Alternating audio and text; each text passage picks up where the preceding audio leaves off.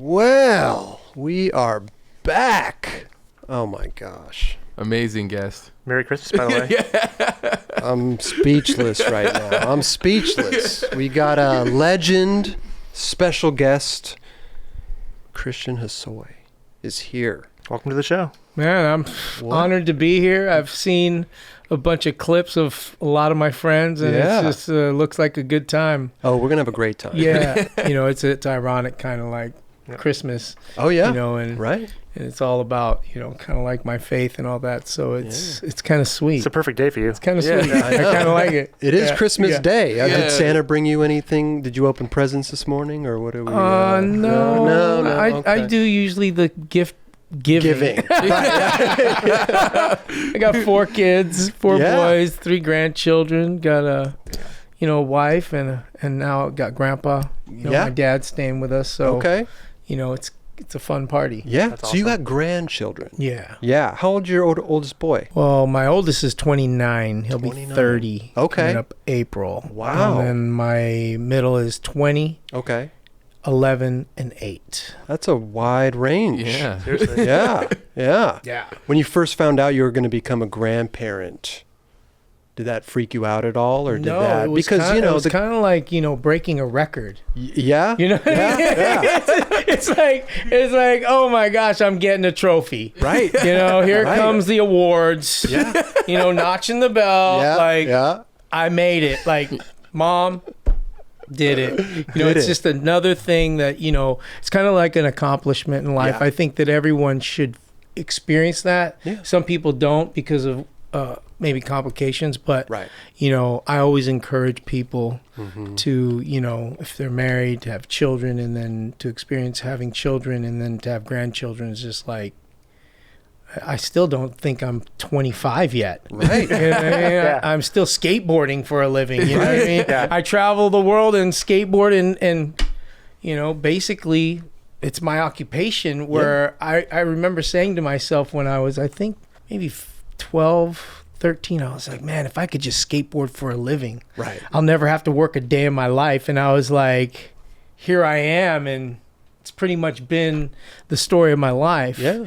Just on this amazing ride of skateboarding everything in sight. And then the bonus of it is just I'm getting paid to go do it. I mean, I was Right. like, Yeah. and I'm Wow. getting paid Yeah. to have fun. This is insane.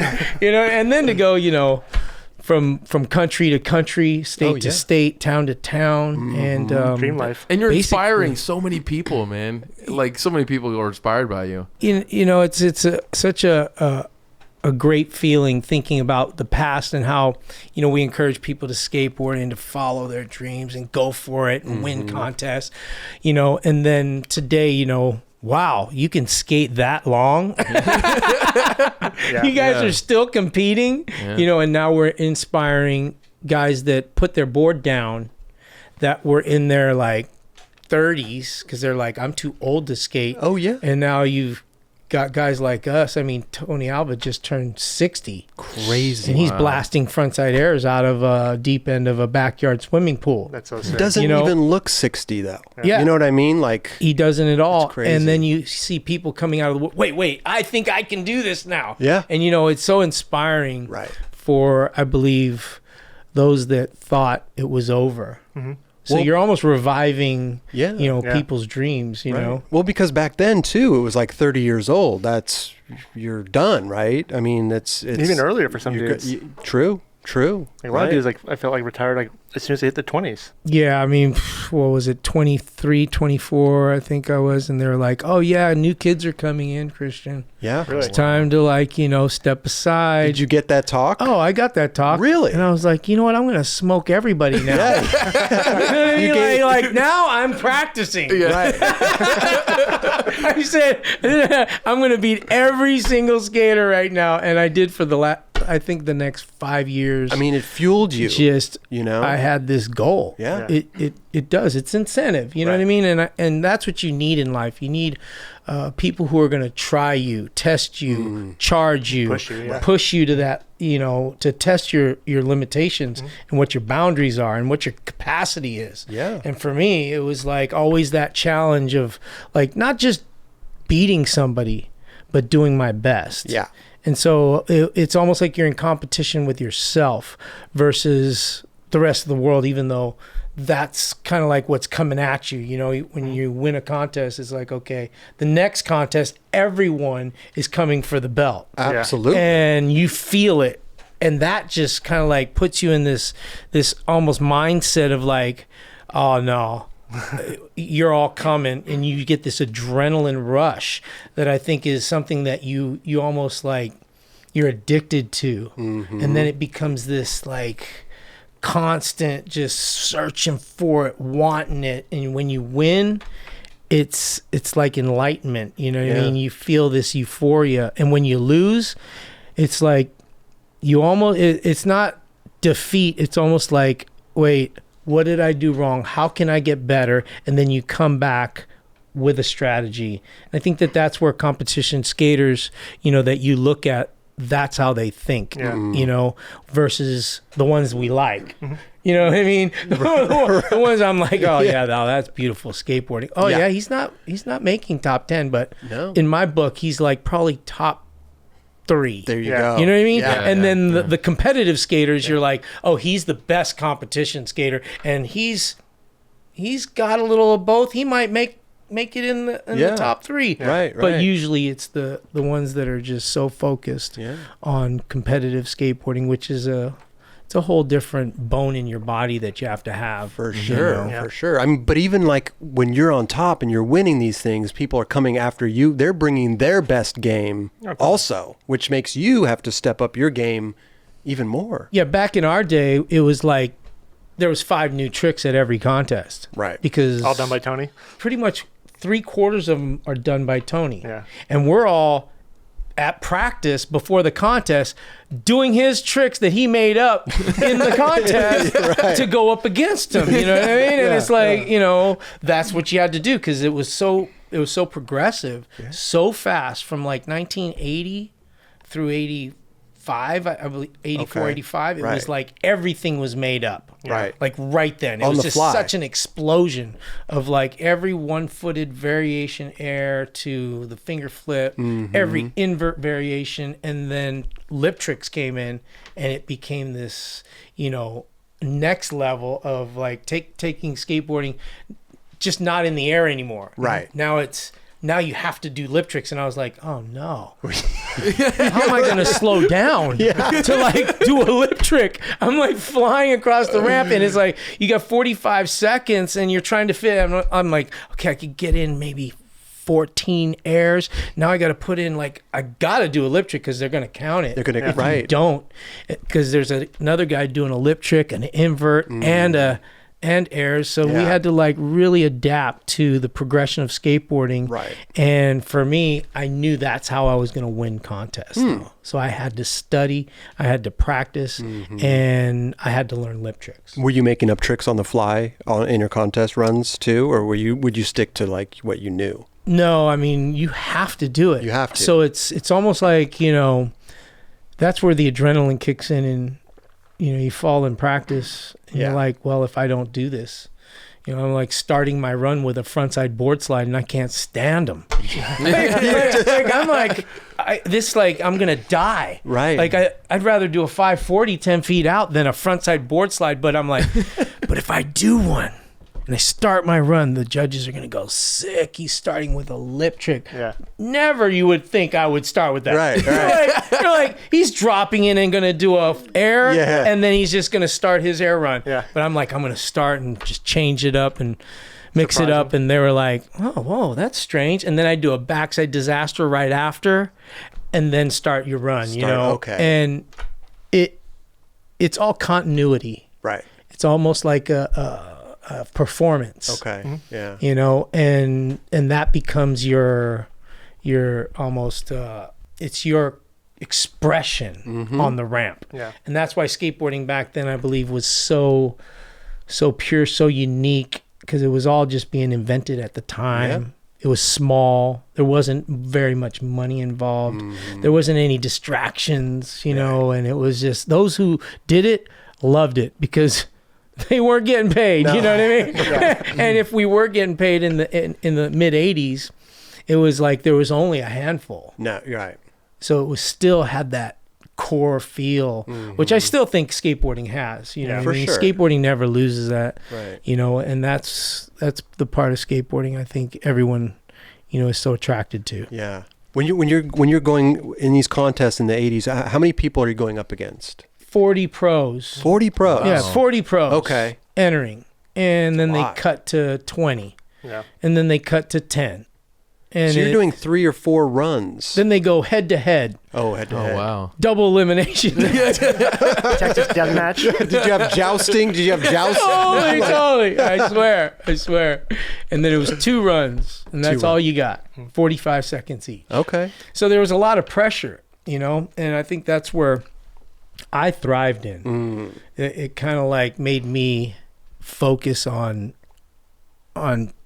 being consistent. Okay, gotcha. And I think that's why I became such a great competitive skater, is because I would not fall off my board. No. I just focused on going big, going huge, staying on no matter what. It's almost like you got to roll it through your head over and over. I'm not falling. I'm staying on. I am not bailing. Like No. over and over, I would say that to myself over and over before I get up on that lip. And then I walk up to the lip, and then they got their song going, and I'm like dancing around, you know, and I'm like, well, I'm not ready. My knees are a little shaky right now. So I'd sit there and I'd stretch a little. They're like, come on, Right, bro. Like, we're waiting. There's more skaters. And I'm like this, just keep it coming. And then I'll get the crowd, because I'm like, still, your arms now are buzzing. Yeah. I've got this crazy, like, you know, butterfly feeling. And now you're like, it's just like your adrenaline's flowing. And then finally I just go, and then you just focus. And that's when you drop in and you just go. You can't even hear anything. No. You don't see nothing. All you're doing is concentrating on what you're doing. And the music, what's great about back in the day, the music was a big part of how you stayed, you know, almost focused. Right. Because you'd be sitting there, and I would time it with the beginning of my run, whether it was like AC/DC, Van Halen, or whatever. Usually those were like my go-to competition runs. You're choosing your song, of course. Yeah. Right. For sure. Because it's like, once that guitar lick hits, the drums start going, and you drop in, I already know Yeah. how hard show I'm going to be starts. pumping and pushing. Right. It's going to be to the roof, like, Yeah. and then when you hear it, and it's almost like a rhythm Okay. that you keep, even with your breathing. You know, when back in the day, my father used to teach me how to breathe Yeah. while I skated. You know what's funny is I always think about that, breathing when you're skating, because sometimes when you go up to try a trick, You take a breath or whatever. you take a breath, or you're holding your breath. Like Yeah. I've noticed that. I'm like, I wonder what the proper way to do it is, because when you're exercising, right, you inhale, exhale, right? I Yeah, never but really when you're under- pumping like on a vert ramp, Oh, and you're yeah. doing like 15 to 20 something walls, and then you got to pull a 540 at the end of your run. Yep. Oh, I'm like, am I gonna make it? Like literally, am I gonna make it to the end? And I'm just sitting there, and all I got to do is think, breathe. Because if you don't breathe right, Yeah. you're gonna lose your energy. You're Yeah. gonna lose your strength. The Right. next thing you know, You lose your you're focus, gonna too. be low, and you're just gonna struggle, and it's gonna be able to be seen in your performance. And for me, I was always kind of judged against myself a lot of times. If I wasn't going ballistic, Okay. I was judged against me. And so I was like, man, this kind of sucks. Yeah. Because I'm you're like, known for. I'm like known, but Yeah, now right. I'm trying to do all these crazy lip tricks and all this, and do the 540 at the end, and they're like, oh, it wasn't 10 feet. Yeah. You know, Yeah. Right. little You lower set the bar score. too high for yourself. Yeah, almost, yeah. But, you know, that's kind of like you gotta work with that. And then I had to fight through that. And I think that made me a better skater. Right. Because I was well-rounded. I wasn't just a one-trick pony. And I think that's where, you know, I think when I look back at skateboarders and I see those that have something unique about them, you know, there's always that one thing. And I think that being a skateboarder that's just not stuck in one style doesn't just do one thing. Right. I wanted to be a skateboarder that skated everything, and it didn't matter what it was. I was going to skate, and I was going to skate the fastest, the longest, the highest, you know, and for fun. Right. It wasn't anything other than for fun. I wasn't trying to show off. We were just out pushing each other. And I think that that's kind of like where you got all these jock skaters that come out. They're kind of jock skating, and you're like, oh, wow. Hey, how's it going? Hey. Yeah. You're like, he just did the most insane run, and he didn't look happy. No. I'd be like, did you see that? Dude, that was so sick. What's up? I just did a front lunge. Oh, that was sick. Dude, I just did the sickest kickflip you've ever seen in your face. And they'll be like this, dude, that is sick. You know, all my friends would be like that, but these guys are just like, oh, yeah. What's next? You know, like didn't even phase them. I'm like, dude, you just did a back tail across the whole thing and kick flipped out 180. Yeah. Like, I'm like, dude, I dream about doing that. Oh my gosh, I'd give one of my boards away. Yeah. You know?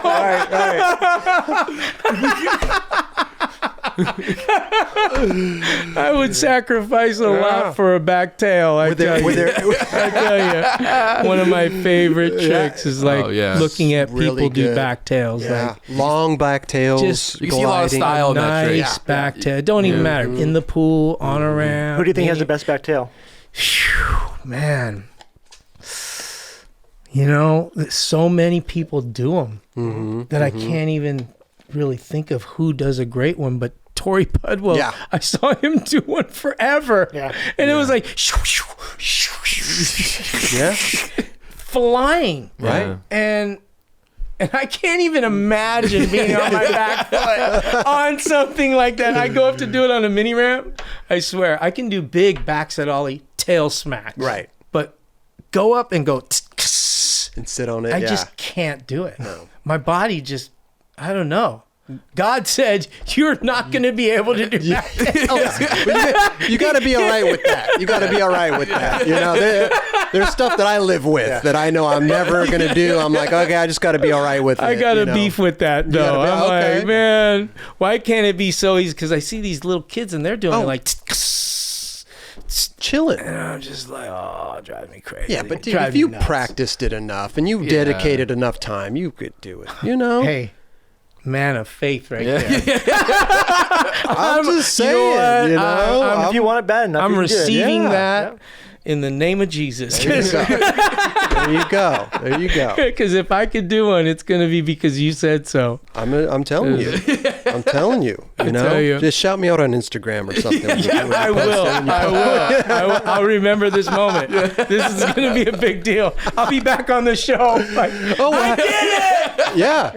We'll have you back on to talk about it. It'll be great. Yeah, part 2, back tail with Christain Hosoi. Oh my gosh. Oh man, Insane. Good talk. Well, we got so many stories to talk about. I mean, we're going to be here for a long time, Christain. I hope you're ready. I hope you brought a sleeping lived. bag. I hope got you some brought coffee some. ready to I know go, he's dude. ready. Yeah. There we go. He's ready to go. Only guest, by the way, that doesn't wear the headphones. You know, he gave us a doctor's note that he can't wear the headphones. Got to bring your medical slip. See, all you skaters Let me are tell you, slipping. If Christain Hosoi doesn't want to wear the headphones, I'm not going to make it. Yeah. But listen, you grew up out here, Hollywood, California, right? Mm-hmm. Yeah. What age did you start skating? I probably started skateboarding when I was like 4 or 5 years old, 4 or just 5. with like a board, underneath the Christmas tree. Yeah. I remember being really small. Okay. But the urethane wheel came out in '73, and I was turning 6, and that's when skateboarding really became. I mean, I had the clay wheels, the corrugated like wave on top of a fiberglass skateboard prior, but when the urethane wheel came out, Changed the game. I think that's when, my father being a surfer, Hawaii, us moving out to Hawaii, probably when I was like 6 or 7. Oh, okay. Like right at that same time, everyone's getting the Cadillacs, Stoker trucks, right? And cutting out their plywood boards, looking like surfboards, and then they'll put big wheels in the back, little ones in the front, stuff like that. And it was just this big craze because of the urethane wheel. Okay. And my father made a homemade skateboard out of like a surfboard mold. So it was fiberglass with a upturned nose that was pointy, and it went downturn in the tail. And kind of like for a skid plate, automatic skid plate, but it was shaped basically like a surfboard. It had a lightning bolt on top, and we called it the Jerry Lopez, you know. So he built it. He took a surfboard and pretty much sized the mold down to make a skateboard. Is that Yep. And it's like the same thickness as the boards we ride, so it was amazing. Was it like foam core? Or? No, fiberglass. Really? Just fiberglass layers.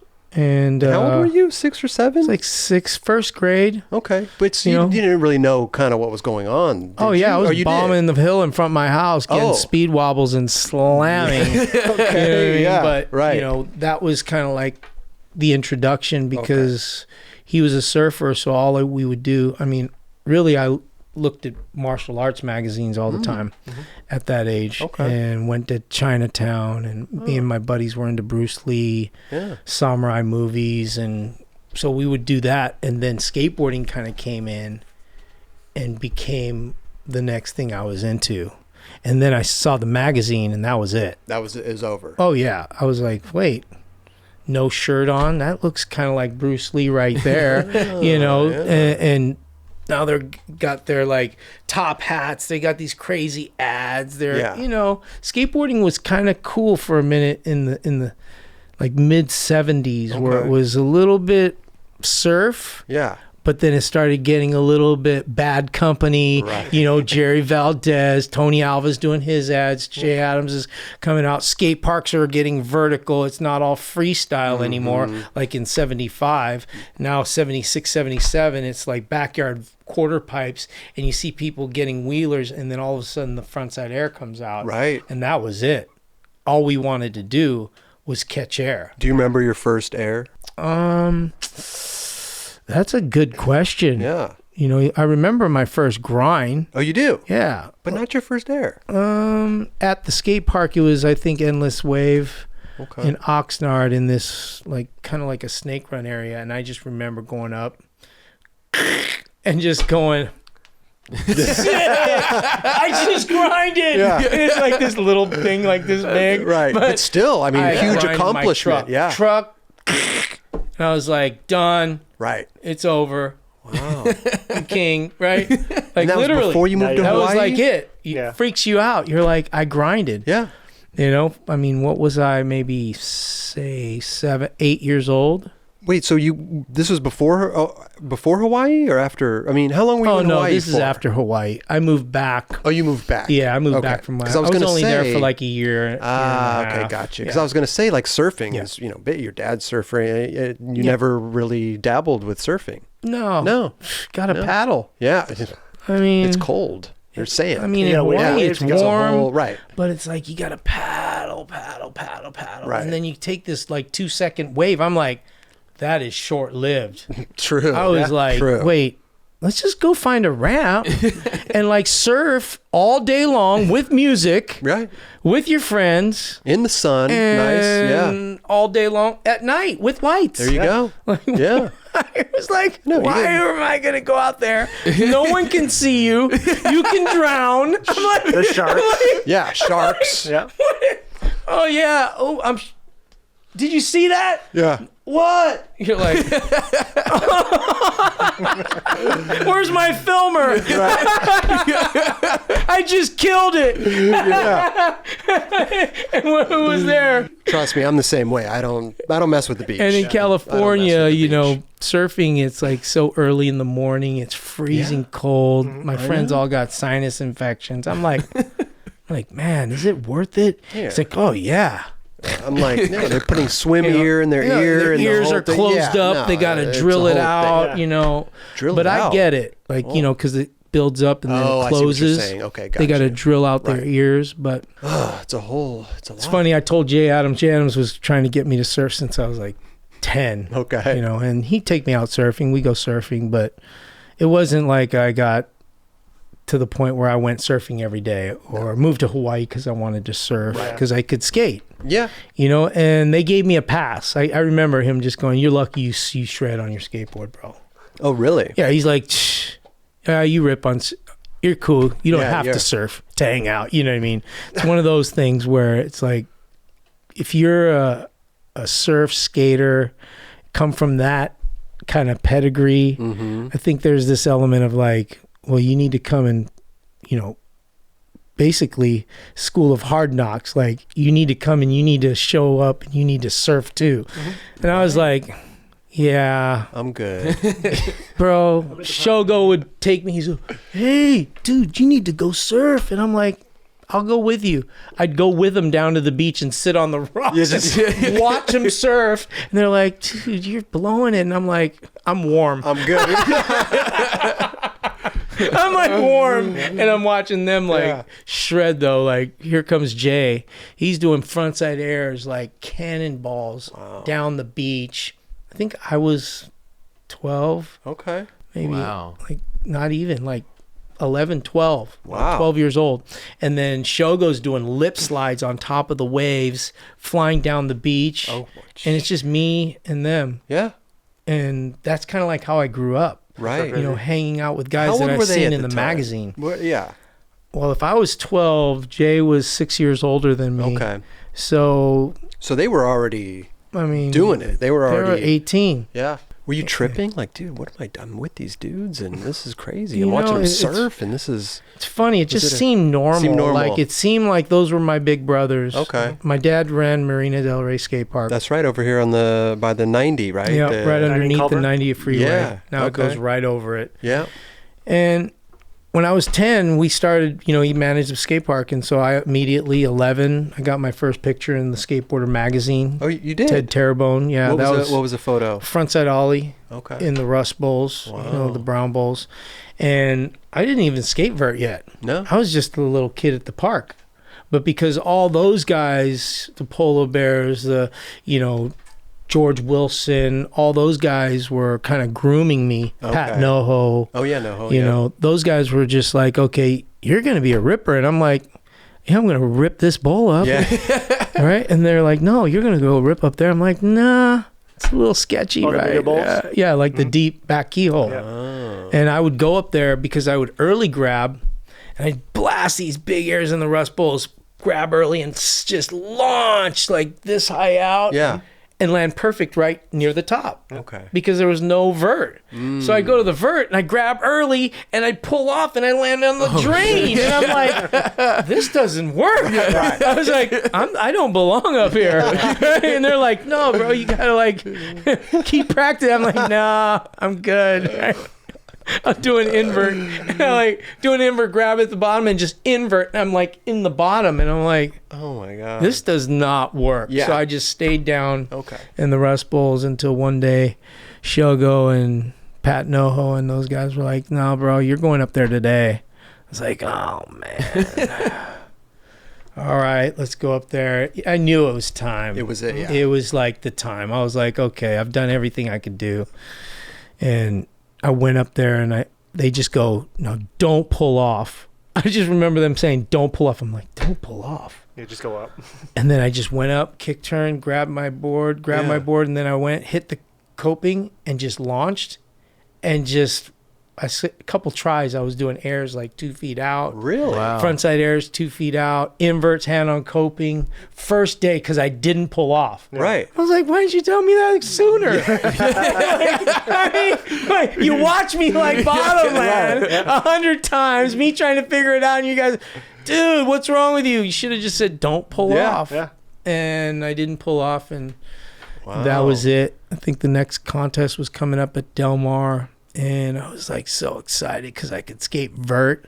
Went down to the pool. I got first place. First place. First place. And rad. at Was what it age? division? Yeah. I was, I think 12. 12. Yeah. I think 12. Wow. Oh my god. Because What- Gold Cup Series, then Stacy came and approached me, and he's like, "Christian, I want you to ride for Bones Brigade." And I was like, sick, because Ray Bones was my friend. We used to hang out, cruise down to his pad. But you were around with you were around all these sponsored skaters and stuff. Were you aiming for that, or was it not even in your mind to like try to go and get sponsored and stuff? Or No, you it were wasn't just- really like I was aiming for, because I'm hanging out with Jay Adams, riding for Z. Tony Yeah. Alva gave me a light beam board. I won the contest on a light beam board. So these guys were just like family. Yeah, but at the same time, when Stacy it's was putting together this Bones Brigade, I was like, oh, whoa, this is kind of cool. And Yeah. the boards looked cool. Caballero was turning pro for the Gold Cup Series. okay. Mike McGill came to town. Alan Gelfand unleashed the Ollie. Yep. Oh, And it was just like skateboarding was just going crazy. going so fast during that time. And I'm like, yeah, of course, I'll ride for Yeah. But it Both wasn't were on good. your radar. You weren't like, I'm going to go get sponsored and do it. Just it was like natural. it was completely like there. organic. Yeah. It's like Stacy's like, hey, because I was riding Power Wheels in that, frontside Ollie photo in the Brown Skateboarder. Bowls Yep. Skateboarder Okay. magazine, and it's Ray Bones really was the guy. Okay. He was kind of like my next hero style, Oh, gotcha. Okay. master Filipino. Okay. We like clicked really well, and Jay and Tony and all them kind of quit skateboarding, contests. So it was Okay. like they weren't around. Right. We just hung out at the park after hours or like down in Venice together.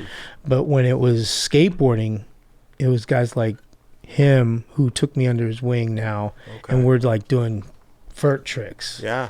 And when I got on Bones Brigade, the Gold Cup Series came, and I was like, oh man, there's going to be a lot of people. Were you nervous? Oh gosh. Yeah. I think the Big O contest, I puked my guts out right before the contest because I was just so nervous. There's Oh just my so many God. people. Right. I mean, I was only 12. You're used to skating in the Marina know. Skatepark. You're not used to these big crowds, right? Yeah. I mean, Yeah, you entered that yeah, one no. contest. You said, I mean, big crowd at Marina is pretty small. Yeah. yeah, So when we went to these big contests, there's just a lot of people. right. And I remember everyone going, oh, there's this new kid. He's blasting the biggest airs. And I'm like, oh, gosh. Right? Now I got to go blast a big air. So Yeah. Oasis was the first one. Okay. And I drop in, I carve, and I'm just going to do the biggest air. First run, lock up, slam. Like laid out, slam. Chip my elbow, I think. Ooh. This is the chip, I think, right? Still there. Right here. I think this is it right here. Oh man. And I just remember going, that's not a good impression. No. That's first impression's not good. Yeah. Stacy's not going to be stoked. I think I got 28th place at that contest. 28. Okay. Yeah. Well, you won the first one. You said. No, right? that was the first contest. That was your first. That was contest. the first one. welcome to contest Yeah. world. Yeah, Right. yeah. So now you got nothing to lose. So There you you know what go. I mean, I've Yeah. done it. I slammed in front of everyone. What about your second And- run? Did you do a second run after the slam? I'm pretty sure I did, but Okay. after a slam like Yeah. that, I was probably just Probably over it. Shook. Yeah, a little bit Yeah. in shock. Yeah. First contest, Embarrassed, honestly. maybe even two. Oh. Yeah. Wanted to crawl into my, Rust Bowl, you know what I mean? And go early grab again. Yeah. But Big O was next, man. and I was super nervous, and I believe I got 9th place. There you Oh, go. nice. Moving Yeah. up on the Yeah. on the board. Boost Yeah. confidence. Yeah. Yep. And it was huge because it was like such a slew of like rippers there, locals, and How old were the other guys in the contest? Were you like the youngest? yeah. I mean, me and Tony Hawk was in it, I believe, as well, and Okay. we were like the youngest kids in the contest. And is Powell paying your way into these contests? Yeah, they would pay our entry fees, Okay. take us down there, get our Right. hotels, Oh, yeah. and then Colton came up next, and I think I got 6th place or something like that. Moving up. Yeah, I was moving Still up the moving up, ladder. yeah. Moving up the ladder. Right. And then Are you starting to figure out contests then? You're moving up, so you're maybe starting to figure this out. Like, oh, if well, I do I had this. to like Works, yeah. I had to shake off all the butterflies. I Right. had to shake off, just the environment, the atmosphere. I bet. You know what I mean? Because bet. when people are saying you're great or you're going to be, you're going to win, and you're just this new freshie, Right. Like, you haven't done it yet? You're like, I'm glad you think so. You know what I mean? I'm still trying to believe that. Yeah. You know what I mean? Yeah. And so I'm sitting there going, oh, gosh. It's a lot of I pressure. got to back up what they're saying, you know, but I knew I had it. Right. It's just I had to get all those, you know, things out of your system of like showing up. Mm-hmm. Christain Hosoi dropping in. It's your turn, and how long you skate, breathing when you skate. There all you go, those things yeah. were happening. And then Marina Del Rey was next, and I got first place. First place. Yeah. Wow. Well, that was And your park. my home park. Yeah. Everyone kind of like expected it, Okay. but I'm going against Neil Blender. I'm going against Lance Mountain. Right. I'm going against every single top amateur. There was no age group now. Nothing. Yeah. You know, this is just top amateurs, and so Was there one dude that you were kind of afraid to go up against? all those guys, because we're now on the verge of like turning pro, because you know, we could see that mark coming. Like, Okay. all those amateurs now are gonna be pro. I could feel it, Right. you know, because the pros at the time, a lot of them weren't able to keep up. Gotcha. So there was only the top handful of guys that were obviously the ones that kept going, that kept in the competition. But I think it was Upland was the last one, and I think I got like third place. Wow. And that was a manly sized pool that I had to combi. prove myself. You know, as a little kid, you know, I'm a little guy, Yeah.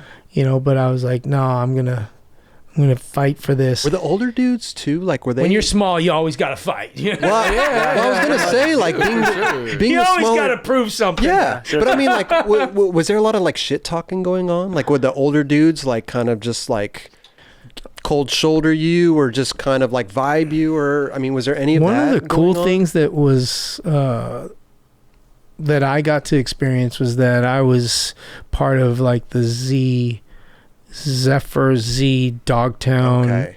Venice. Street cred. It's not street cred. It's more like those guys who have a reputation, you know, to be gnarly, radical, and then we're just 100% into skateboarding, and it's just the way of life. Yeah. And so when you go to other places, there'd be Salba and Malba, Dwayne, you know, and those guys are regulating all the inland badlanders, you know what I mean? And they were a tough crowd, but because I came from there and they had respect for those guys who I was, you know, being, you know, groomed by. Yeah. They were like, "Hey, what's up, kid?" You know what I mean? And then my dad was there, Okay. you know, which helped out. That's good. They were like, "That's the manager of the Marina Del Rey skateboard. Hey, what's up, pops?" You know what I mean? Yeah, It was yeah. Ivan back then. Okay. And then, you know, I was a pretty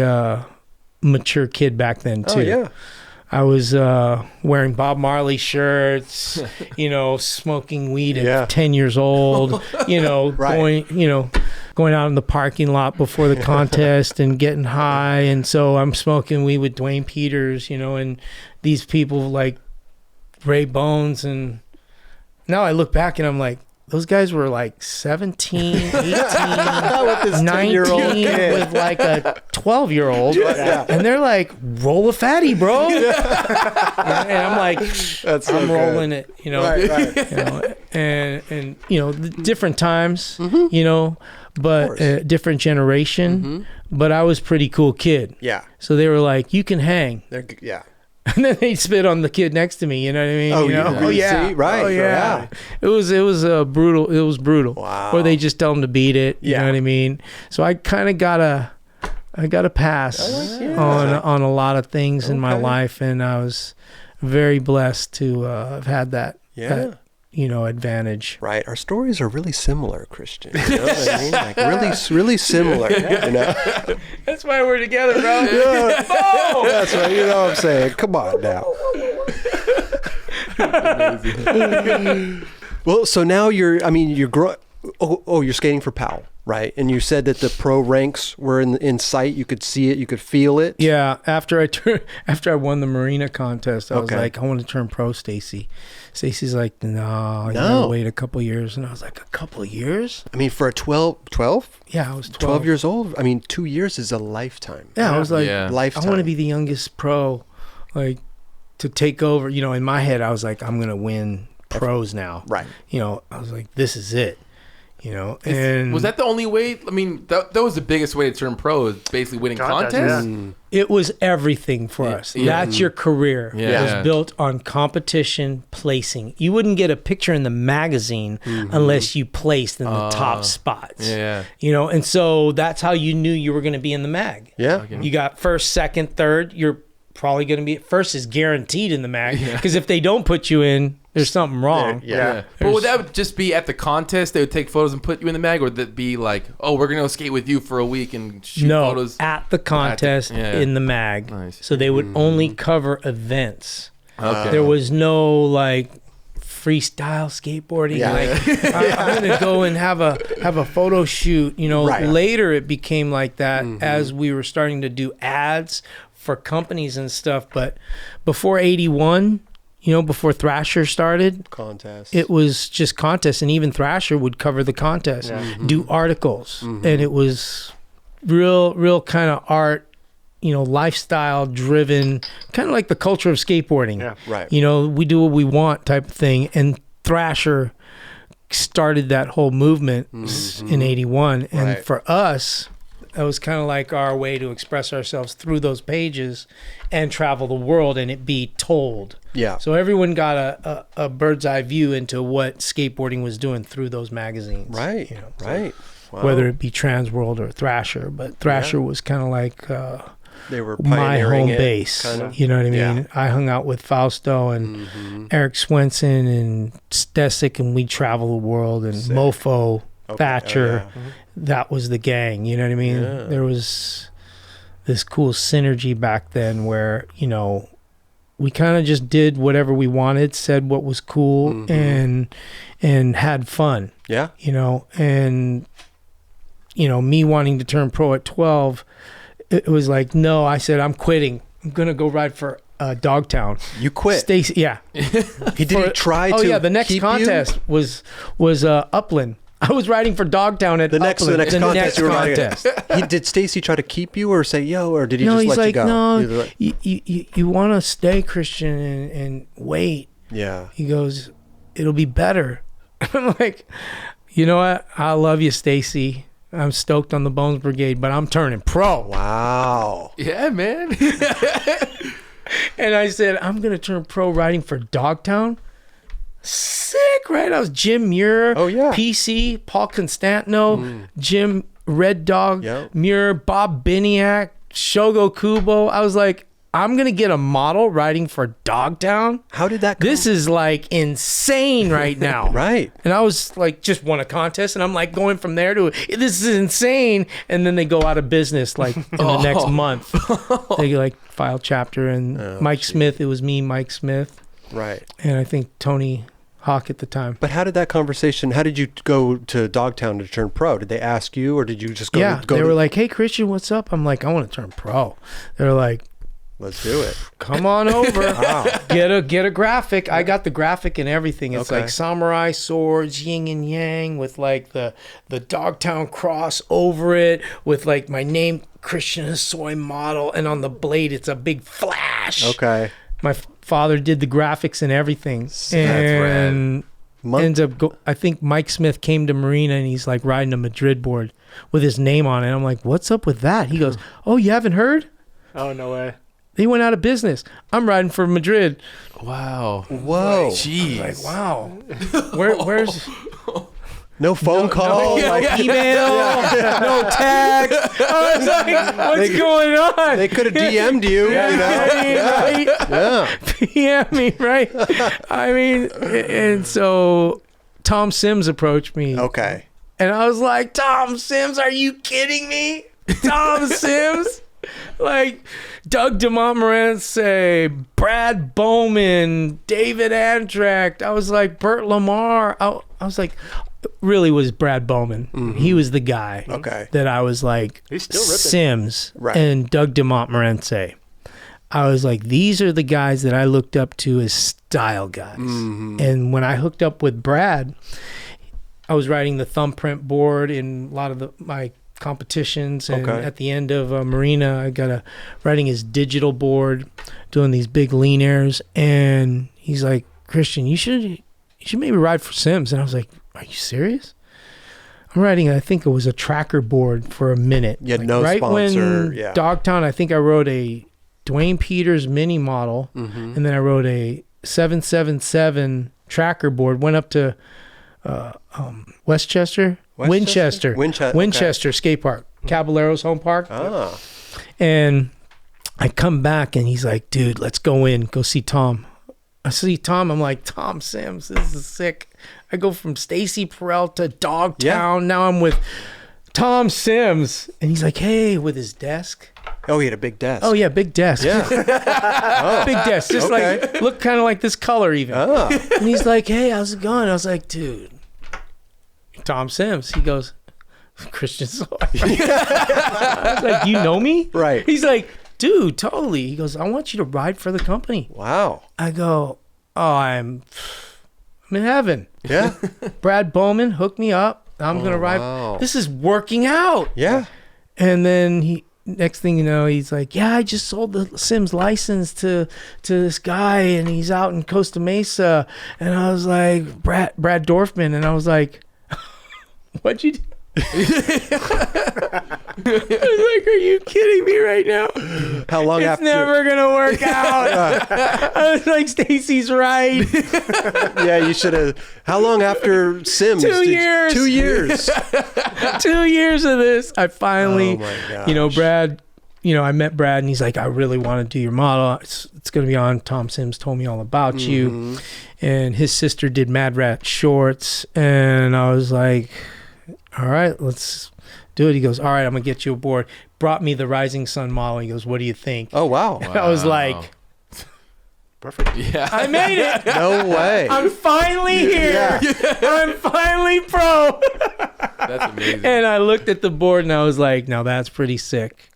And what's crazy is I never knew that this was some kind of war flag or, there was war crimes done with it back in the day. Not until 5 years ago, I even knew about all this crazy stuff that happened with that logo. Yeah. So forever, it was, regarded as my model. Yeah. I mean, I grew up in Koreatown, right off of Wilshire and Western. And my friends were in the Korean Killers. His uncle was the leader. And I'd be cruising around, all around there, hanging out with them. They were riding my board. No one said anything because there was no internet yet. And so no one knew. And the older people never educated the younger generation about these things. But when the internet came in, that's when everybody policed it. And now it was no more Rising Sun can be anywhere. Wow. Really? And well, what's the story behind the Rising Sun? What does that logo represent? Well, it's kind of like the kamikaze, Quasimodo. For us, it was the rebel, charge. We're outlaws. And I guess that's the vibe that comes from it. That's why everybody likes it. It's on motorcycles, it's on shirts and jackets, and it's belt buckles, whatever it may be. It's everybody loves it because it represents kind of this rising sun, almost it's like a movement or something. You get this motivational feeling from it, but that's organic. Yeah. It doesn't come from what it stemmed from, which I think sucks because now my name's attached to it. Yeah. And when everybody sees one, they just think of me, and it's cool. Yeah. And I wish I could use it and promote it and do products with it, but now I can't do it because, I have complete respect for those people that were hurt, that were, killed and tortured, and I don't do it on purpose just to let them know that I'm supporting them. I'm not supporting that. And I have to speak sometimes to certain people when somebody will put out a product with it, and because they don't know, and they just want to put out a Rising Sun thing, and I'm like, I can't do that. And they're like, wait, it's iconic. Isn't that your logo? But a lot of people don't know that story though. I had no idea. Yeah. I mean, neither did I. I mean, I'm the guy, and I didn't know. So for you guys not to know, it's like obvious, but for me as a business, no. But see, now this is more of a historical thing, right? Yeah, that I didn't know when this came out. Yeah.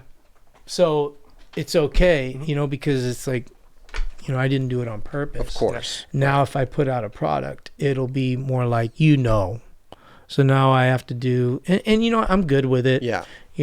I'm not married to that, right. even though, it's something that represents my past. Mm-hmm. And a lot of my, people, when they see it, they think of their childhood. Yeah. Yeah. For sure. For sure. Thousands of those boards, were sold. And so for me, it's kind of cool that it happened.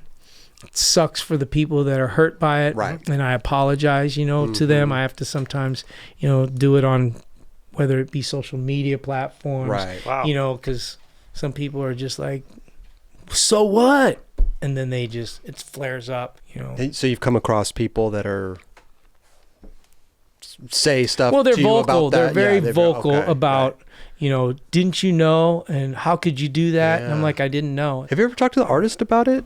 The who did that graphic? Have you ever spoke? They all don't know. No. Yeah. No one knows. Even right now, when somebody wanted to do a full backpack line, and luggage line and all this. Wow. X wanted to do. They're like, yeah, we're going to do a rising. I'm like, I can't do the rising sun. And they're like, why not? Right. Yeah. So no one really knows until I tell them. Yeah. Wow. Because I'm the one that gets the flack for it. For because sure. my name's on it. Yeah. Who are the people though saying that to you though? Well, it's Koreans, that have been tortured, and because I've basically how I found out was, my penny board was released and it was a rising sun. Oh. We didn't know. No idea. And penny was popular. Right. And they released it and sent them to Korea. And Korea got them and was like, whoa, what in the world is this? Wow. And so sent them all back. And then they told me, and I was like, what? What happened? And then I got educated. Yeah. And I told everybody, that's how I got educated. Wow. I'm a high school dropout. I didn't study history. Yeah. I wasn't looking to, know about, all these wars and stuff like that. For but sure.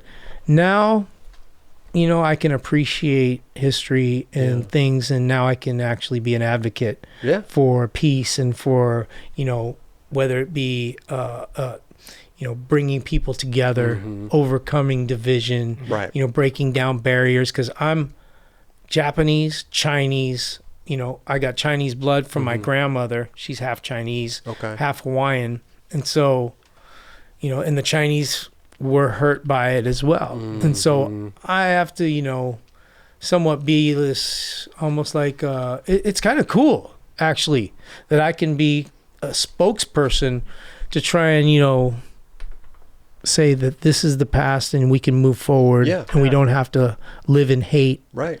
We can start to heal from these things that have been, wounds that have never been healed. Right. And then people utilize it and then they get, offended. And I just want to be a peacemaker. Together, man. We'll again, peace through, hey, can I get it,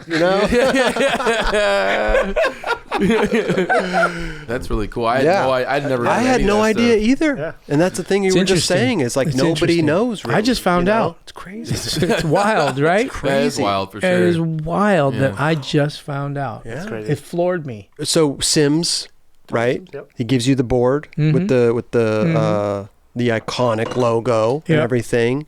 How long were we on Sims for? Probably a year or two. Year or two? Yeah. Okay. And then I think it was Tony Alva. He approached me at a Del Mar contest. He's like, "What's up, Christian?" I'm like, "Dude, what's up, TA?" He's like, "Dude, I'm starting Alva up again." I was like, "Sick. What's up?" He's like, "Dude, I want you to ride for me."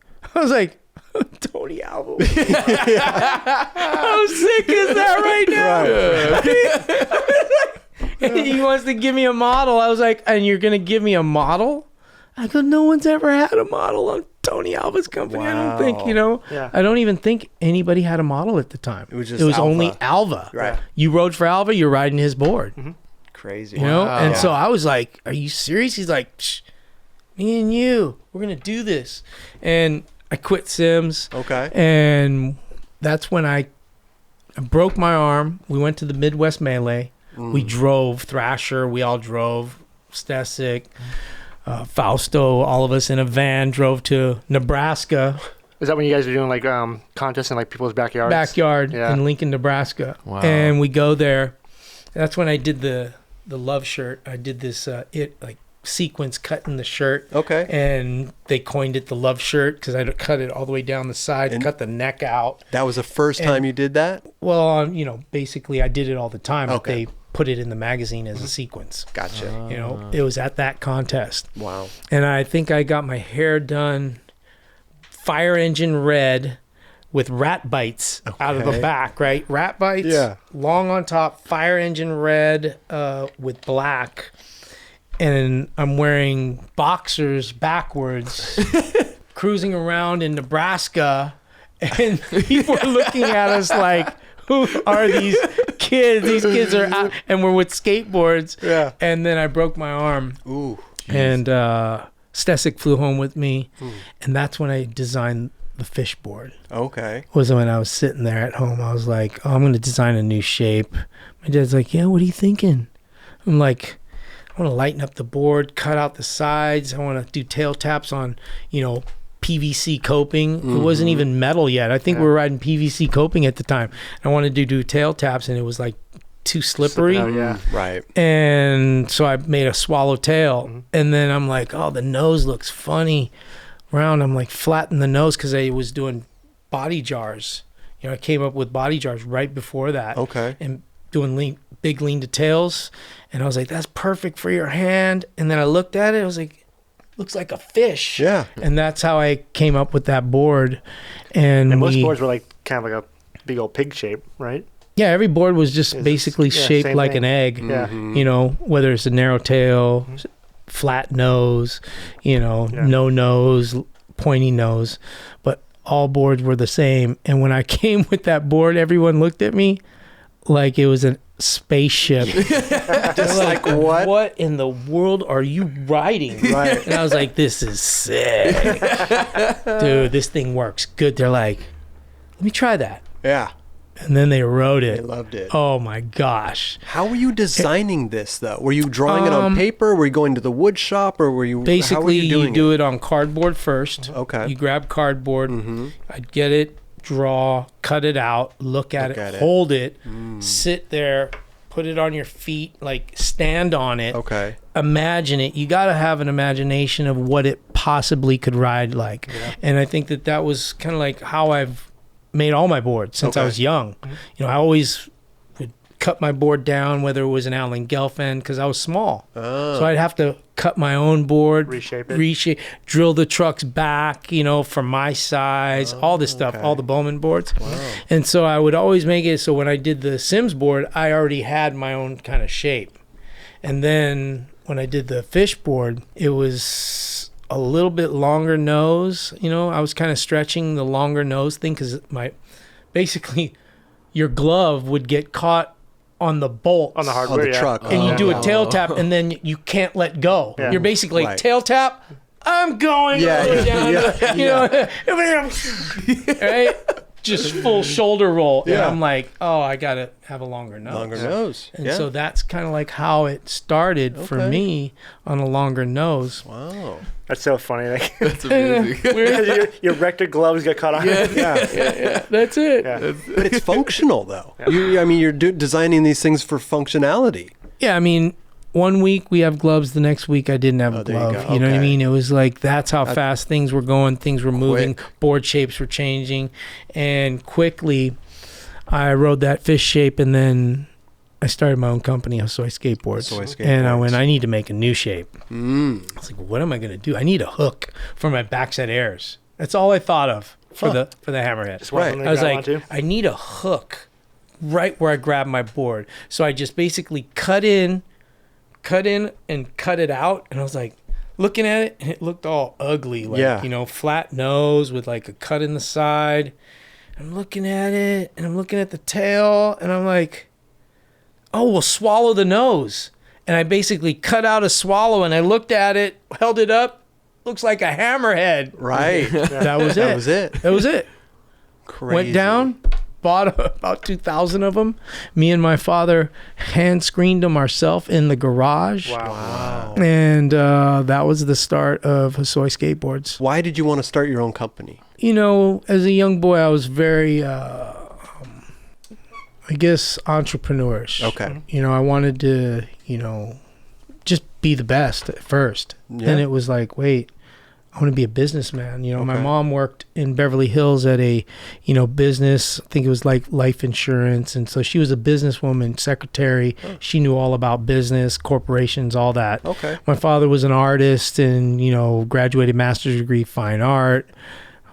I mean, he got the Chancellor's Award, so he was highly educated, and he was more pushing me to be creative, artistic, and to be the best. Yeah. You know, and let me do it however I want. And so with those two, I was like sitting there with Tony in the garage. They're making boards, and I'm like, wait a minute. I should just have my own company. Just do it yourself. Alva's got one. Right. I was like, TA's got one. Why can't I have one? You know what I mean? He inspired me big Okay. time. Right. You know what I mean? Obviously, since I was a little boy, watching him have his own company. So for me, I was like, Hosoi Skateboards. I said it, and I think I said it in my documentary, and it's pretty interesting how that went. Hosoi sounds like it's going to work. Yeah. You know what I mean? Like, it sounded pretty good. Right. You know, Yeah. I and all those things just kind of like fell into place. And my mom's like, yeah, go for it. And now I'm like having to drop out of school, Okay. you know, right before that, because I was having to miss so much school to travel and skate. But I'm How old were making you when you started Hosoi? 17. Wow. Crazy. So I was already out of school for a little bit. Yeah. You know, I dropped out 10th grade, and I remember going to Fairfax High School, and sick. you know, continuation in the back, and they're like, "Yeah, you're gonna have to go here because you're missing too much school." And I was like, "Yeah." My school down in Venice was like, "Hey, here's all your records, right?" And I'm like, "Oh, those are all my records." I was like, "Sick, I'll take it." Right? I'm like, I'll deliver this. Right. And I put it in the car. I'm like, Dad, this is all my school records. They said to take it to the school. So, all right, let's go check it out. We pull up to the school, continuation school, and I'm like, looking. And I'm like, what do you think? He's like, I don't know. I don't know what you're thinking. But I'm like, you know what? I'm over it. Really? Yeah. And I remember going to my mom, and I'm like, Mom, you know, I'm making a couple grand a month already. Royalties. Good money. Yeah, I'm already like doing great for like probably a couple years now. You know, it didn't look like I was just starting to win. Yeah. Like I was like about to start winning. I wasn't even winning contests yet. I was Right. placing 4th, 6th, you know, looking like I could win, but not getting it together, not, you know, fully performing at my, you know, full capacity. And then once, you know, I got my own company, it just clicked in, boom, and everything just started happening so fast. Like sponsors, competition, business. I was just creating wheels. I was just doing my company. I went from, I started basically borrowing money. Then I went to Skull Skates. Then I went to another, I can't even remember what it was, some Canadian thing, which ended up falling through because of some crazy people involved. But then Santa Cruz did a wheel. Actually, they're like OJ's. I was like, these are the best wheels. They're like, okay, so you want to ride them? I'm like, yeah. It's like, yeah, but I want you to sponsor me. They're like, okay. It's like, I want $1,000 a month. They're like, what? You want $1,000 a month? I was like, yeah. I think they're gonna sell like hotcakes. Okay. You know? Yeah. And they're like, well, they're already good. I'm like, no, but they're gonna be the best. and I'm going to make them the best because I'm going to show them how they work. And then we're going to do ads in the magazines, like inside cover, color pictures. I said, let's just do a bunch of ads there because they own that page. Okay. And I was like, let's do that, market it. And they were like, I think they were selling like 12,000 wheels a month, if I remember correctly. Wow. And I was like, let's see what happens. They're like, all right. We shook on it, went our ways. And 6 months later, I think they were selling like 55 to 65,000 wheels a month. That's like, awesome. Something crazy like that, right? And I was like, yeah, what? We did this. Yeah. And they're like, Christian, you want your own wheel? I started Hosoi Rockets, and it was exploding. And then I think I was riding other boards, and they're like, why don't you just come over and ride our boards too? I was like, that's a sick idea. Yeah. You know what I mean? How convenient. One-stop shop, boards and wheels. There you go. And it was killer. We had a great time. Me and Rich Novak, I think it was Rich Metiver did the wheels. Tim Pumarta did all the designing. Bob DeNike was there. And it was a good run. We did a lot of stuff, a lot of design. Jim Phillips doing a lot of the graphics. Okay. Really? I think Justin Forbes, who just passed away recently, he was an artist who worked on some of my, board graphics, and we had great time. Stickers, shirts. I mean, Wow. I traveled, and I tell you, it was a good run of time. Sold a lot of wheels, a lot of boards, and had a team. Traveled around with I started with Johnny Kopp, Bowie Keita, Monty Nolder, Sergi Ventura. All these guys were traveling around the world, just basically doing what we love. Yeah. And, and I was basically the leader of the gang, with a ton of money. Right. Going, I'm paying for everything. That's what I'm saying. You must have been making a lot back. Yeah, I was making a lot of money. Killing it. I was, sponsored by Jimmy's. I was getting paid by Converse at the time. Wow. Swatch. I mean, I had a slew of companies that were supporting me financially, which a lot of skaters were having problems outside of getting sponsored by the company and getting a royalty payment from their board. There wasn't real salaries going down yet, Right. since the 70s. Okay. And so I kind of created that, that job space for skateboarders to really market themselves. Yeah. And to get companies to be stoked on skaters and create a culture. Yeah. You know what I mean? I think what's so rad about skateboarding today is there's a culture. It's not just a sport. Right. It's not like an athletic ability. And I've got my, sports jersey and my, quick dry, pants on. Right. You know what I mean? And that's what I use when I skateboard. No. We are all individuals that express ourselves in different ways, and it's so artistic, creative. It's unique. It's the whole package. You know what I mean? Yeah. I mean, look at, we're here hanging out doing a blog that I think is amazing for our culture. Right. That see people doing something that, there's a lot of cameras, a lot of work into this. Yeah. Takes a lot of professionalism. Right. But at the end of the day, when I'm looking at the walls and I look at our feet, I'm looking at the holes in our shoes. We eat, drink, sleep, bleed skateboarding. Yeah. For sure. Yeah. And that's something that if you don't skateboard, you'll never know. Yeah. You know what I mean? And that's why skateboarding is so rad. It's something you do.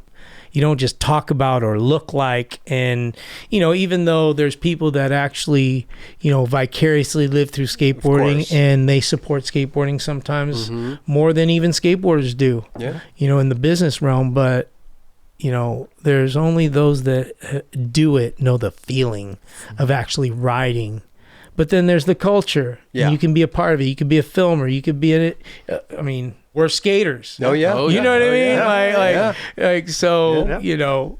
It's amazing to watch our lifestyle really grow, progress, and, For sure. and be professional too. Yeah. Totally. That's where I'm kind of getting at. Yeah. Is Yeah. I came came out like, oh, I'm a rock star, kind of like, living this crazy, outlandish lifestyle. Yeah. Like renting cars, destroying cars, going out, acting like I'm 35 and I was 18 years old. Yeah. You know what I mean? And then all of a sudden, I got to enter a contest and I got to be professional and I got sponsors and I got to show up and do a demo and market myself and do ads, and I'm cutting, pasting ads, taking photos. And me and my dad, I remember my dad, I think it was last week, he's like, yeah, I used to stay home from those contests just to put together the ads. Make sure the letters went out, to all the kids that would write letters, and we would send letters. We'd make cards, stock cards with pictures, and I'd sign them all and thank all these fans. And, so we had this, kind of like passion to connect with our, fans and with the people who love skateboarding. And I think that's important. That's incredible, yeah. The part that you experience, the journey. For sure. And the process that I think, today, some skaters don't get to experience that because it's about money, it's about play, it's about FaceTime, it's about, social media. Yeah. And it gets burnt, you get burnt out. Yeah. It's a lot. It's a lot. And if you're not an extroverted guy, or don't have a manager, you know what I mean? It's almost like it gets difficult and you'll quit, or you're just not doing it for yourself anymore, and it just gets cloudy.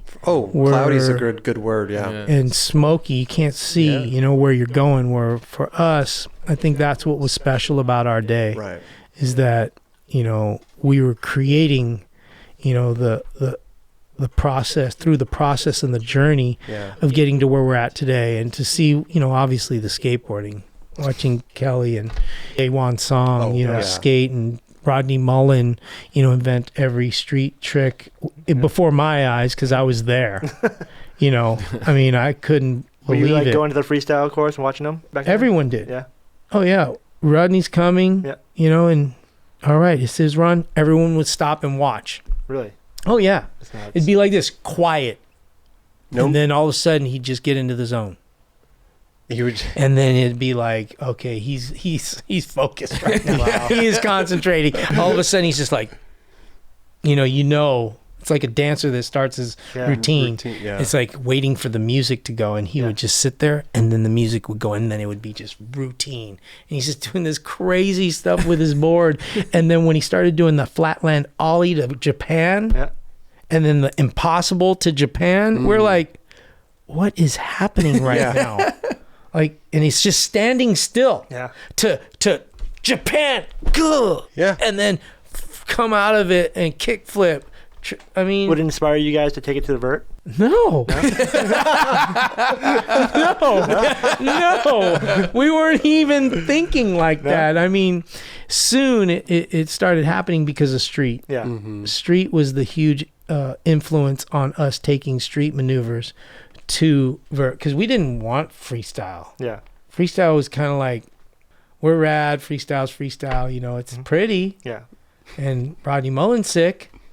But everyone else was like, dancing around. They're dancing, doing like, spacewalks. You're like, okay, that's real gnarly. Might need some wrist guards for that, because you're gonna go down hard. Right. And they got these short shorts. Right. What I mean? Like, so you didn't feel threatened. We weren't attracted to it at all. Yeah. And we weren't like looking to kind of glean a trick from them. Yeah. But Rodney, we're like, oh, that was pretty sick. And then jump ramps came in. Street skating came in. It was probably 82, first street style. Me and Jay Adams drive up to San Francisco. I was on Sims at the time. And we drive all the way up there, rage, and to get there, and there's a bank. There's this wedge ramp. It's kind of like another sidewalk thing. I'm like, what is this? Yeah. Like, this is street? Yeah. I was like, okay. But it was the beginning of street. I remember Tommy Guerrero getting first. I got second. And I was like, oh, this is kind of interesting, because it makes you do things that are are adaptive. Okay. You know, and for me in my head, and that's how I thought, I used to think I got to utilize every part of a bowl. That's how you're going to win the contest. Yeah. You jump the channel, you hit the corner, you hit the main wall, you carve, you board slide the whole thing, and, you know, guarantee you're going to win. Right. Street was like, okay, now I got to think about how to utilize these obstacles in the best way possible. Yeah. So now it's a whole new imagination that I think, you know, birthed taking a Rodney Mullen trick and going, oh, that'll be great over here. Right. Because I'm olling over like a baby bath at the Ohio Skate Jam, right? And it's like full of water. And you're like, early grab, you know, I early grabbed all the way through that because, I mean, I'd early grab over a car or over everything, 360 air. But when the ollie to grab came out, it was like, okay, now we got to learn how to ollie to grab. You could feel it. Right. Even on vert, Tony was starting to ollie to grab, ollie to Japan. You know, it wasn't powerful, but you could tell that there was like a new movement of like ollie to grab. And, you know, I had to learn it. You know, I had to sit there and practice ollieing to grab. Was that frustrating at all for you? Like just trying, like, I got to learn something completely different than what I'm used to. You know, it's a challenge. I think, you know, it's definitely tough. And when it's a challenge for you to like go out of your comfort zone, when everything's easy for you in your area, and then you go somewhere else and it's like, whoa, it's kind of hard. Yeah. For me, I thrived on that. And so I would like sit there and go and practice. And I knew practice, you know, they say practice makes perfect or practice makes permanent, all these different sayings. But, you know, I learned by reading Bruce Lee books that it was about practicing. And as a young boy, that's kind of like why I got good at all my tricks. I tried it over and over and over till it was clean. Yeah. Then I wouldn't even have to think about it anymore. It was just like second nature. a reflex. Yeah. You know, practice it over and over, and you don't even have to practice because it's just natural. It happens. You know, no thinking anymore. And so that was my mentality, even when it came to street. You know, I had to learn the kickflip. I had to learn the double kickflip. Then I had to do the triple kickflip. You know what I mean? Like, and I'm doing it on a hammerhead. You know what I mean? Like, with these big old wheels and riser pads, you know, and, you know, but was I like, this is for me going to take skateboarding to that next level? I was like, no, that's fun. Yeah. That was fun and challenging for me, you know, but I'd rather big judo over a Jeep, you know? Like, that was more fun for me. Yeah. You know, 360 judo over the whole fountain, you know? Yeah. Whatever it may be, you know, or wall ride 10 feet of vertical grabbing the top of the wall, you know, at Savannah Slamma. Yeah. You know, stuff like that was more like my adrenaline flow versus the, you know, kick 180 ollie, half cab up the, you know, the thing like Jason Lee and Gons and them, or, you know, Gons would go up, ollie to tail on the bench, and it was like revolutionary. Yeah, I mean, ollie to tail on a bench. Yeah. Yeah. Like, I was like, wow, dude, I'm going to do that. But it seems like you just wanted It's to a go. sick idea. It seems like you just wanted to go big, though. Whether it's street or you just wanted to go big. I mean, just like when Tony Hawk was skating, you know, Tony's going up and doing a gay twist varial, and I'm like, another spin and another varial, and it's only this high. I'm like, I guess I got to learn a gay twist now, and I'm going to do it high. Right. Yeah, because I'm not going to do it low. Right? It's going to look bad, like, you know, in my head. But I was like, but if I could do it with a varial, I'd be competing with him, but that's not me. Yeah. It wouldn't even look good. I couldn't even, he makes it look good. Yeah. It, like, he can do it and it looks good. Right. Because it's like he focuses on that. Yeah.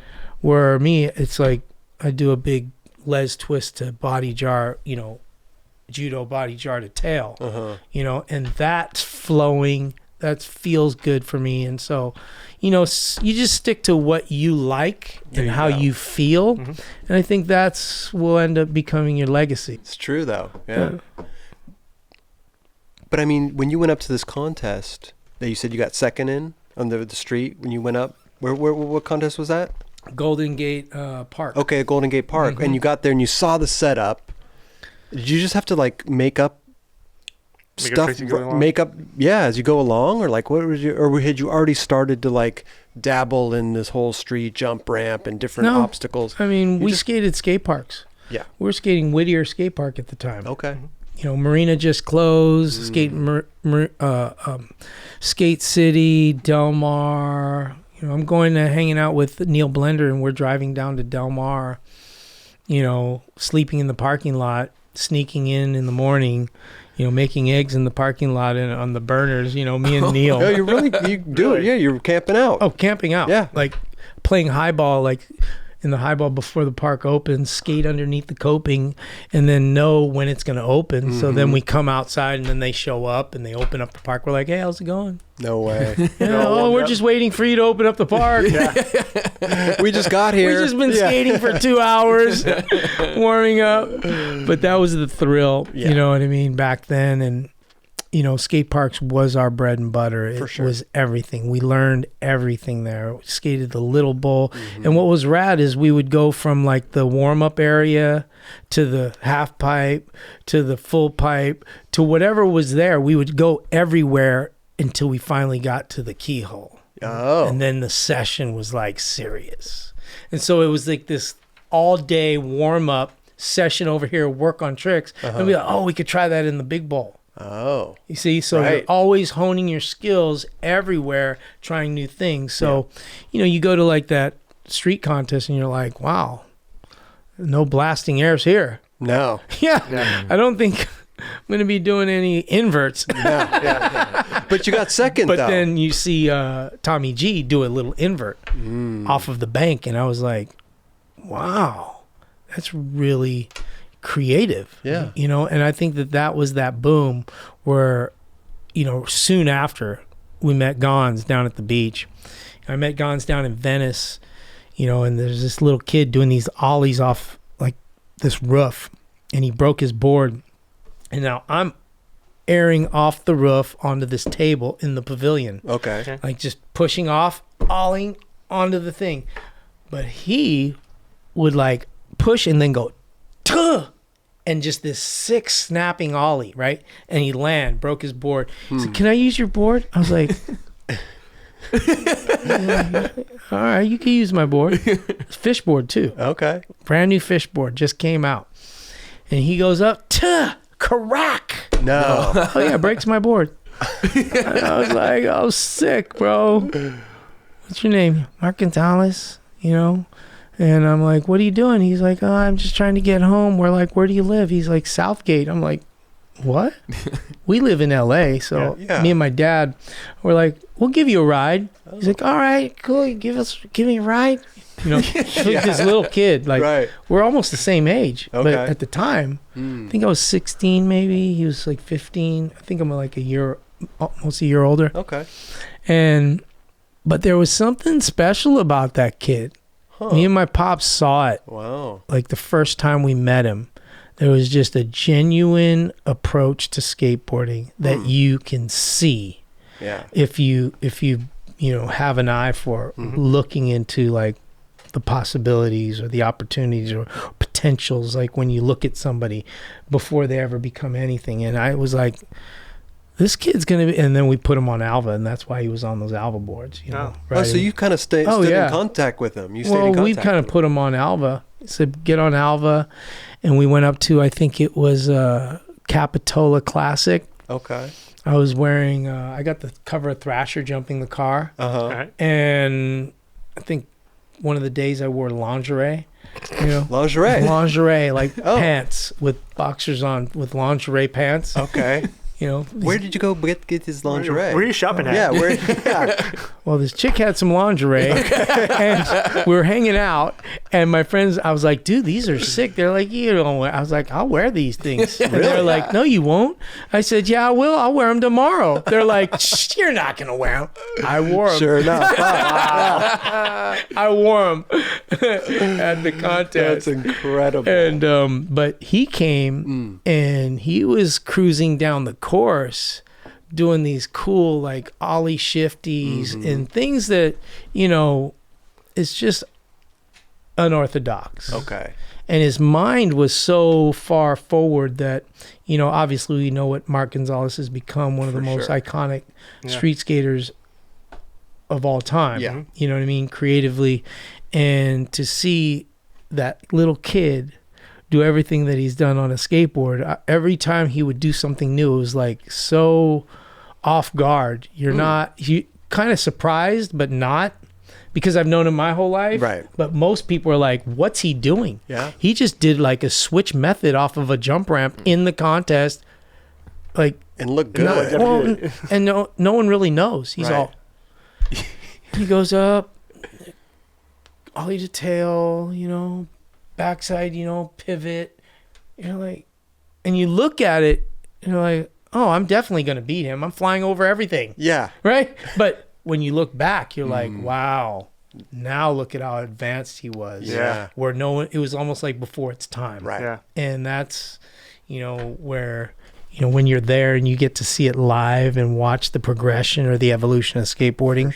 For me, it was one of those things that I always count as privileged to have been there. Yeah. Because we didn't film it all. Right. And we didn't have like a panel that talked about it. There's no nightclub. There's no Instagram, bro. You couldn't, no stories. Yeah. We didn't have a death lens or anything. Right. You know what I mean? Where you could film it all. So it was all word of mouth. You had to have been there. Yeah. And I was there. Like, imagine if the technology back then was, it's just crazy to think about. Download those memories somehow. Oh, we could see what you saw. I know. I'd like to go back and see it again. You know what I mean? Because, a lot of times, when you're in it, now that I look back on everything that I've done, sometimes, we're going so fast, we're creating so much that we don't even get to enjoy it or appreciate it or just celebrate it. For sure. It was like I was on the next event. I was going to do the next contest. I was in the next magazine. I was making the next check. And the next party, it was like, who had time to celebrate what we did? Yeah. Right. Like, but you're just in the moment too. We're about to do it again. Right. So why celebrate? No, we're gonna celebrate tonight. Yeah. After what we're gonna do today. Yeah. So now I get to like really appreciate even the things that I never got to. For sure. As I go back and we talk about them and I go, wow, okay, that's a pretty sick moment. Yeah. These are great times. And I was there for this. And then you get this, those fuzzy feelings of like, this is something special. Definitely. This is something that, people would dream about, witnessing and seeing, with their own eyes. But, I get to now tell the stories and share my experiences. And, for sure. And so it's really remarkable that I'm even alive to tell those stories, considering what we went through. Yeah. But now I'm appreciative that I did those things, right. but I'm also appreciative that I'm still alive. right. And I can talk about those things. Because I tell you, there was some moments where, it didn't look good. No. And I never thought I'd live past 21. Really? Wow. No. You were thinking that? Oh, yes. Just by the time I was 17, it was like I was Why? Were you just full cannons ablazing? Really? Like, I'm going to do it. It's just part of like the culture, being, in the industry or an entertainer. Yeah. You feel like it's short-lived. Like it's not going to last forever. And if it's so good, it's definitely going to explode. Yeah. You know what I mean? Like, and then we had all these great examples, Jimi Hendrix and Janis Joplin, Jim Morrison, that are like, dying at 27. I was like, I'm definitely dying before then. Yeah. And when that day came, I was like, man, I guess I'm not that famous. You know what I mean? Like, you know what I mean? In your head, in your ego and your pridefulness, you think, how could I miss that? Yeah. I should have been gone at 21. Now I'm not at 27. Then you turn 30 and you're like, wow, I'm old. Right. Oh, gosh. Now I'm going to like start a company and be a suit wearer. I don't know. How am I going to do it? Yeah. But at that moment, skateboarding still kind of like keeps you in this like always desiring to do more. For sure. Always desiring to try something else. Yeah. And if you fell, you always want to get back up and try again. And so I think there was a lot of learning lessons through just the whole ritualistic lifestyle of skateboarding, always, you know, getting back up and doing it over until you get it wired, you know, since I was a little kid. And so as you got older, and life has the same way of like, there's a lot of things you go through, and when you fall down in life, you get back up and you say, you know what, dust yourself off and do it again. Right. But when you're still trying to find your identity in skateboarding, and it's like long gone. Now I'm 30 and I'm like, no more competition for me. Right. What am I going to do? Well, we're going to create one. We're going to do backyard swimming pools, and we're going to, you know, and the backyard pool scene started having chickens and Kelly's started happening. I moved down to Orange County, 93, and then I got introduced to crystal methamphetamine. Oh, wow. You know, all at the same time. Yeah. And it was like amazing at first. Yeah. I swear. It was like insane. I was like, I'm going faster, going higher, skating twice as long, you know, and, you know, the party was on. Right. But then, you know, it started to become more of a dependency versus the party. Right. Then it wasn't even fun anymore, to the point where, you know, Right. you're just an outlaw kid. Well, what running is around. what is that? What does it do to you? Running from bail bondsmen, you know. Oh wow! Oh, Yeah. whoa. Right. Oh, yeah. But I mean, what does it do to you? Like, does it just give you energy? Like you said, like you could go Well, it's like longer a cup and of faster coffee and- at first. At first. At Oh. first. So it's not like cocaine where you get all like truth serumed out, Okay. get all weird, and people Start telling things. like you know what I mean? They start, their face kind of gets all tweaky, Okay, you know, and they, you know, cocaine is gnarly. Right. Yeah. It'll just suck the life out of people really fast. Mm-hmm. Crystal does the same thing in a different manner. At first, they're like going fast, and then their brain just sizzles out. The next thing you know, they're not thinking anymore, and they can't do things, and they get kind of like locked up. Can't eat, can't drink, or something. Some people can't talk. Some people just can't stop fidgeting. You know, a lot of different things happen. Okay. But for me, it was like, it's kind of like energy. Yeah. Right. And because I grew up doing drugs my whole life, you know, I was doing acid at 12, Wow. mushrooms, addicted to cocaine at 15, quit at Jeez. 17, you know, did the whole ecstasy thing right when it came out, you know, all these parties, you know. I mean, when I was 15, this is like 80, I think it's like 83, 1983, right around then, Crazy. we were doing all that. Right. That young. Yeah. And so for me, it was like, no big deal. Another drug. Right. You know, so I wasn't insecure. And it was to my failure, to my demise, that, you know, it didn't, you know, wreck me. Right. Because I was kind of like this functioning user. Okay. And pretty soon it just kind of like, I thought I was having a good time. No. And it became a dependency. I needed to get up. I needed to go to sleep. I needed to Skate. you know, well, skateboarding used to be top of the list, you know, Okay. family, friends, skateboarding, then parties and drugs. Now it's like drugs, parties, friends, too ashamed to see the family. Oh, Skateboarding, been up for 4 days. Right. Like, Right. I'm not going skating. Yeah. Matter of fact, yeah, I know my limits, you know, so pretty soon you're just thinking you're having a good time. And then you're telling yourself, quit tomorrow. And then now you're running from responsibility. You're running from, you know, just the guilt and shame is a big part of, like, you know, especially what I've been through, what I've done, all the accomplishments, what everybody thinks of me. And now they're all, Christian, we're looking for you. Heard you're on Crystal. And I'm like, what's up? Yeah. They're like, dude, you need to quit that, bro. What's Yeah, wrong with they're- you, bro? You know, dude, you should quit. I'm like, you're out of control. You're on drugs too, bro. You're whack. I'm like doing drugs, but you know what? I'm having a good time being safe, and I'm thinking to myself, trying to rationalize every reason why I'm okay and they're not. Yeah. But I was like, you know what? I'm doing this to find something. I'm looking for, like, I always say I was looking for love. Right. In all these places, whether it was skateboarding, money, girls, parties, drugs.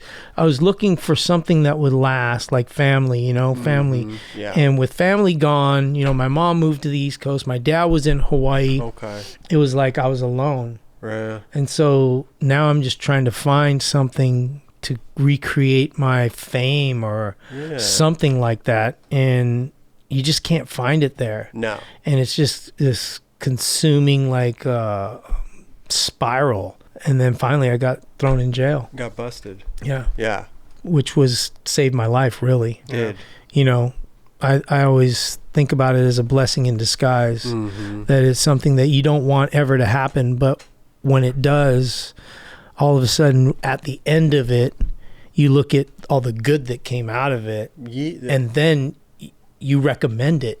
Right. To people. Like it's almost like so much wisdom came out of this that all my years being out of prison, I didn't learn anything compared to I learned being in prison. Right. And I think that that's something that, people can read my story and hopefully vicariously, draw from that so that they don't have to make these crazy choices that I made to find out what's right and what's wrong, but they could actually take my advice, right? You know what I mean, or look at my life experience and know, learn from your mistakes. This is what can happen for sure. And a lot of my friends didn't make it. No, a lot of them are dead, crazy, and some are in prison. And so, I think that that's kind of like where, you go, okay, it's not all regrets. I can turn this around. I can turn this into something positive. Right. Actually, I always say my life is kind of like a testimony. It's a message of second chances. If I could turn my life around from all the dark roads and everything that I've destroyed in my life, through all the relationships, and just basically throwing my life away to slowly getting it all back, if I can do it, anybody can do it. So it's kind of like a message of second chances.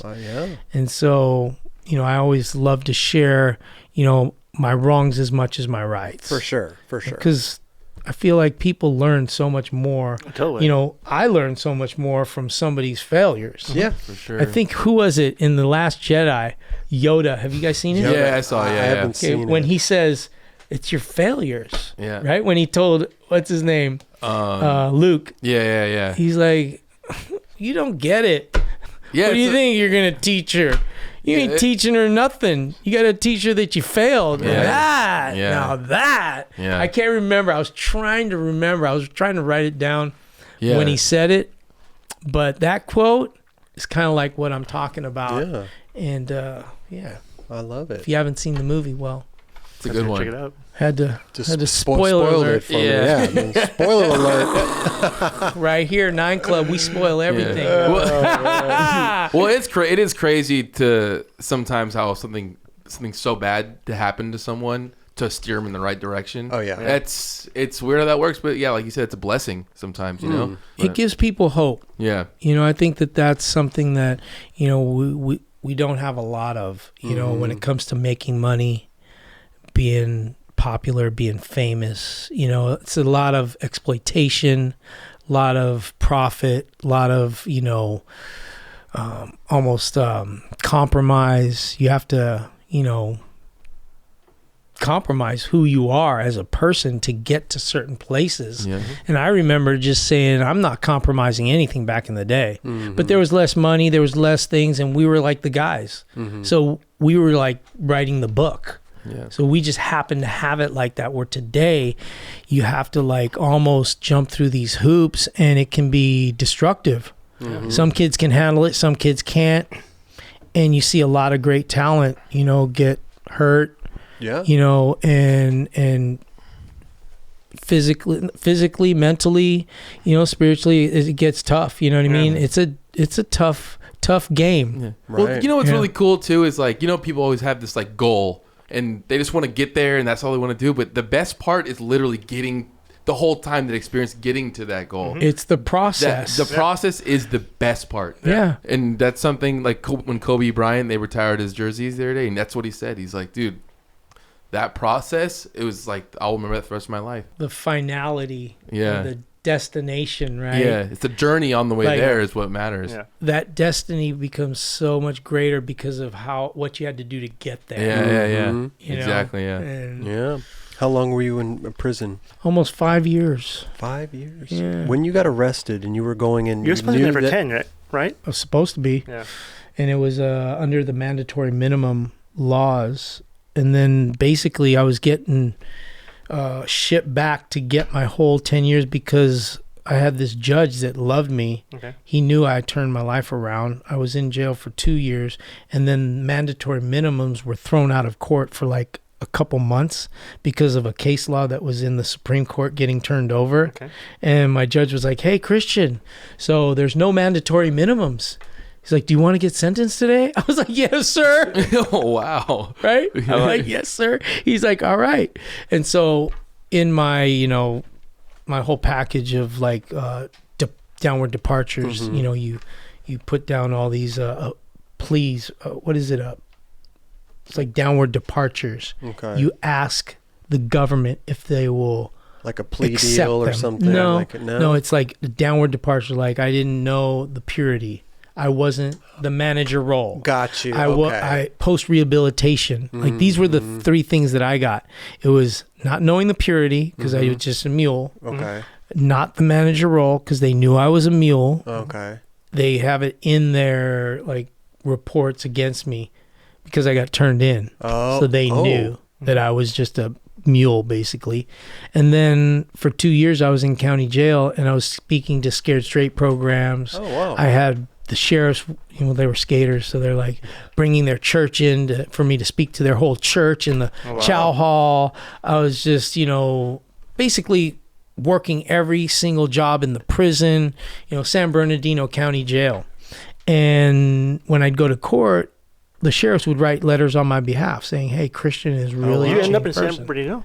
Yeah, I was there. Oh, no way. Because all the federal Hawaiian inmates, there was no federal detention center. Okay. So basically, we would all be housed at San Bernardino. And so there'd be like 400 of us in that prison. So in you flew every to Hawaii, cell. got busted there, and they flew you back here. Yeah, for court. So you fly United back row to court. Oh, wow. That's insane. Jeez. Marshals. Yeah. Like That's I've done Con crazy. Air everything. Like, No way. That's- flying to fields where it's all onto planes that there's no catering on the plane. Yeah. Right. Yeah. Some seatbelts work, some don't. They yeah. don't care. But Were you terrified when you went into jail? I mean, I at couldn't imagine. first, couldn't I imagine. thought my life was over. Right. I thought to myself, there's no way I'm going to be able to do 10 years. Yeah. I mean, And I get there, and this guy's like, Christain Hosoi, what's up? I'm like, what's how? He saw you on the news, bro. I'm like, what are you here for? He's like, murder. I was like, okay. That'd have been crazy. like All right. Sick. 10 years. I'm like, how long are you going to be? He's like, 140 years, double life sentence. And I was like, so what am I going to have to do? He goes, 10 years, brah. Gravy. You'll be out of here in no time. And I was like, compared to his sentence, I was like, sounds you're pretty good. right. Yeah. But I went to my cell and I was like, it's over. Right. And that's when I went call my girlfriend and, she's like, I love you. We just got to trust in God. And I'm like, God? I need an attorney. Yeah. I need bail. Like, God. I don't need God right now, man. I need an attorney. I need a lawyer. And she's like, no, God's going to help us. And I was like, Wow. what? She goes, go get a Bible. And that right there on my first phone call, I'm like, my name's Christian. My nickname's Christ. I invented the Christ era. Never read a Bible in my life. Not one page. And I read Buddhist books, Taoism books because of Bruce Lee, Okay. right? Yeah. And I never read one word in a Bible. And I'm sitting there going, go get a Bible. And my next phone call is in 2 days. You get one phone call every 2 days. I was like, bail hearings coming up, and I'm just like, what happened to my life? But this Doing is your 10 girlfriend years. you were talking to? Yeah, If who's she my had- wife? Who's my wife Your today? wife now, but She's has my wife she today. ever mentioned God Well, before? here's how it all happened. We were high on drugs, Okay. Orange County, hanging out. Yeah. And then her friend OD'd at her house, and she goes, I'm quitting drugs and Oh, I'm wow. going to church, Christian. I'm like, sick. It's like, Oh, God's so good. She was already, I was like, I'm okay. good. Yeah. Right. Me and you are good. Yeah. Me doing dope and you not doing dope is good. Yeah. I was like, Yeah. don't have to bother More me. dope for me. Yeah, right? I was like, no big deal. Wow. Okay. I'm a good person. Mm-hmm. And if you're a good person, you'll probably go to heaven anyway. I didn't know, never been to church. And then she Yeah. goes, I'm going to church. I said, I'll go. I went with her one time, Oh, right out in Placentia. okay. Nothing happened. I was like, oh, sick. Everybody's kind of crying, singing around. And then, Yeah. no big deal. Okay. Did drugs all the way back. And, Right. I was like, yeah, that was sick. Wow. You know what I mean? Like, Yeah. that was cool too. Yeah. You know what I mean? Like, Yeah, a little different experience. the than club rest of was the people. cool. Yeah. That's cool. The restaurant's cool. And now we get to go party and it's Yeah. going to be cool, right? I mean, I didn't even think that there No. was anything to it. Right. And then I got her back using drugs, you know what I mean? Oh, yeah. Oh, wow. Yeah. Wow. Bible says bad morals corrupt good character. Mhm. And her trying to be good, I was just corrupting it. Okay. And I got her back. And then I'm like, I'm going to Hawaii. And she's like, I'm not going home. I went, all right, kill her. Let's go to Hawaii. Yeah. And that's when I got arrested. Oh. And so now I went to church for the first time. Yeah. Nothing happened. But now I'm busted. Now she's saying we got to trust in God. And I'm like, God, what's going on? Yeah. Then I open up the Bible and it's all Genesis, first chapter. I'm like, Star Trek? What's going on? Star Trek. I was like, am I in a dream right now? Like, what is going on? And then I looked at the back. It's like Revelation, John. I'm like, who are these people? And then Psalms. Like, I'm like, what's Psalms? Psalm, Really, yeah. it's Psalms, but it Right. was like The Psalms. Psalms, Genesis. Like, yeah. Proverbs. Right. And then I'm looking at columns and numbers, and I'm like, this is crazy. And then I got to Kings, and then I opened it up, and I was like, that's my book right there. If that's what I'm going to read this book. Okay. And I opened it, and it was where King David was charging Solomon as he was dying. And he was saying, hey, Solomon, my son, if you'll follow the Lord all the days of your life, it'll prosper you. And there'll always be a king on the throne, and immediately 2 chapters in to reading the Bible, I immediately cried out to God, and I was like, God, if you're real, I need your help. I said, I'll never do drugs again. I'll go speak to kids. All of a sudden I started making these vows. Yeah. I was like, get me bail. Get me out of here. Bail. I was like, get me bail. I'll do all these things. But I knew in my heart something happened. Something made sense. That because of my ways, it took me to where I was at.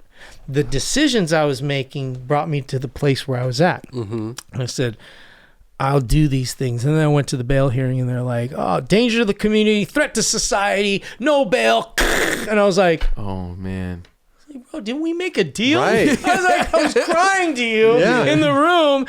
But deep in my heart, I knew I meant those things. Right. And the Bible says that if you search for God with your whole heart, you'll find him. And I was, it's funny how you get into a rock bottom situation and you'll cry out to God. Right. And you'll mean it. I'm sure. You know what I mean? Sincere. You're like, I have no idea who you are, where you're at, but I really need your help right now.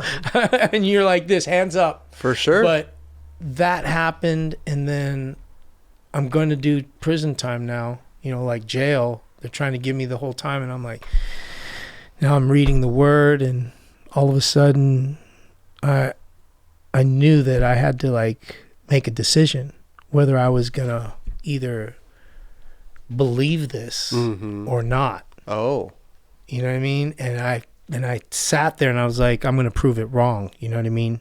It's one of those things. Yeah, like skaters are like this.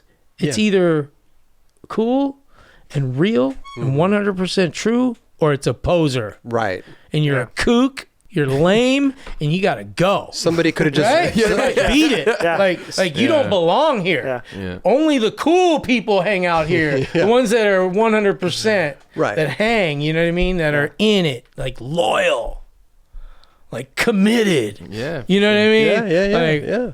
I'll die for you. You die for me, right? You're like, oh yeah, I'll die for you. I swear I will. I ask that to Kelly all the time, man, and he says no. I don't know. die for I you, don't know what it Chris. is. Oh, you. Oh, thanks. Yeah, of Thank course, you, bro. Thank you. But I finally made that decision, and I was like, you know what? I need to accept this, you know, because it was the Spirit of God that was convicting me. And that's where I went, you know what? I'm going to accept this. Right. And I said the prayer on the phone with my uncle, my wife's uncle, and I could just remember feeling all this guilt, all this shame, all this hurt, all this pain kind of washing off my shoulders of what I've done and where I brought myself to and all the things that, you know, I destroyed in my life. And I felt this like overwhelming love that I've never felt before. Interesting. And I just remember crying with joy and sitting there, and then I read the word and it was different. I was like not reading it as like a literal book, like just literature. Okay. It was like living and active, like God's alive talking to me. And that's where it started. And then I spent 5 years studying the word, praying, doing, you know, every single like course that they could send to me, and then going to every single, you know, preacher that would come in or, you know, laymen that would come in and do Bible studies in the chow hall. And that's when the churches would come, you know, guy would bring his whole church in for me to share my testimony. Now, you know, I did Thrasher did an interview with me. And I'm sharing my faith in Thrasher. Yeah. And I was like, Thrasher printed it. No. I was like, this is insane. Yeah. I was like, who would ever think they would, you know, print it? And who would ever think that I would even be saying these things? Right. You know, but then I was like, well, my name's Christian. My nickname's Christ. I invented the Christ there. Yeah. Who else would be perfect for this? You know what I mean? I was like, and I'm like, God, how do you, man, you Mysterious ways. must right? have this under control. I was like, this is not coincidence. And that's where I was like, this is insane. And then I had everyone write letters on my behalf. Oh, yeah. And then I went to court, and you know, the reason why I got out was because of a bogus attorney that tried to help me out with my case. Oh. And he took money, and my attorney in Hawaii spoke to him because a guy I was in prison with said, hey, there's bogus attorneys, Christian. You need your lawyer to make sure he's a legit lawyer. And so my attorney in Hawaii, which was this hotshot, you know, Jewish lawyer that just loved me, did my thing pretty much pro bono, basically for nothing because he liked me. He went and called the guy. The guy's like, oh, yeah. And he's like, oh, yeah, give him the money. And then a week later, he was busted. And they're like, hey, will you, your wife come? Because she gave him the money. And then will your attorney come? And we're building a case against him. And my attorney's like, I never go and do this stuff. He goes, wait, will you give my client credit to the government in Hawaii? And it was an LA case. Oh. And the prosecution, the DA was like, nope, he didn't cooperate with us. We're making him as an example. We're not giving him any credit. My attorney was like, and I see this guy, he's like studying Bible studies, and then he's not going to give a guy who's turned his life around a break that has changed his life, that wasn't a bad guy. You know, I mean, I was pretty bad, but you know what I mean? I wasn't. You weren't a murderer. Yeah, you I were. wasn't violent. Yeah. You just like to party. I wasn't a thief, and I didn't hurt people. Right. I hurt myself, and yeah, drugs does hurt people, and I take responsibility for it, and I would have done the time, and I did do the time. But, you know, the severity of it was, man, can't this guy give you any break? Right. And so he's like, well, here's what we can do, Christian. We'll just basically file a bad faith motion against the government saying that they should give it to you. If they don't accept it, they don't, you know, say, all right, we don't object.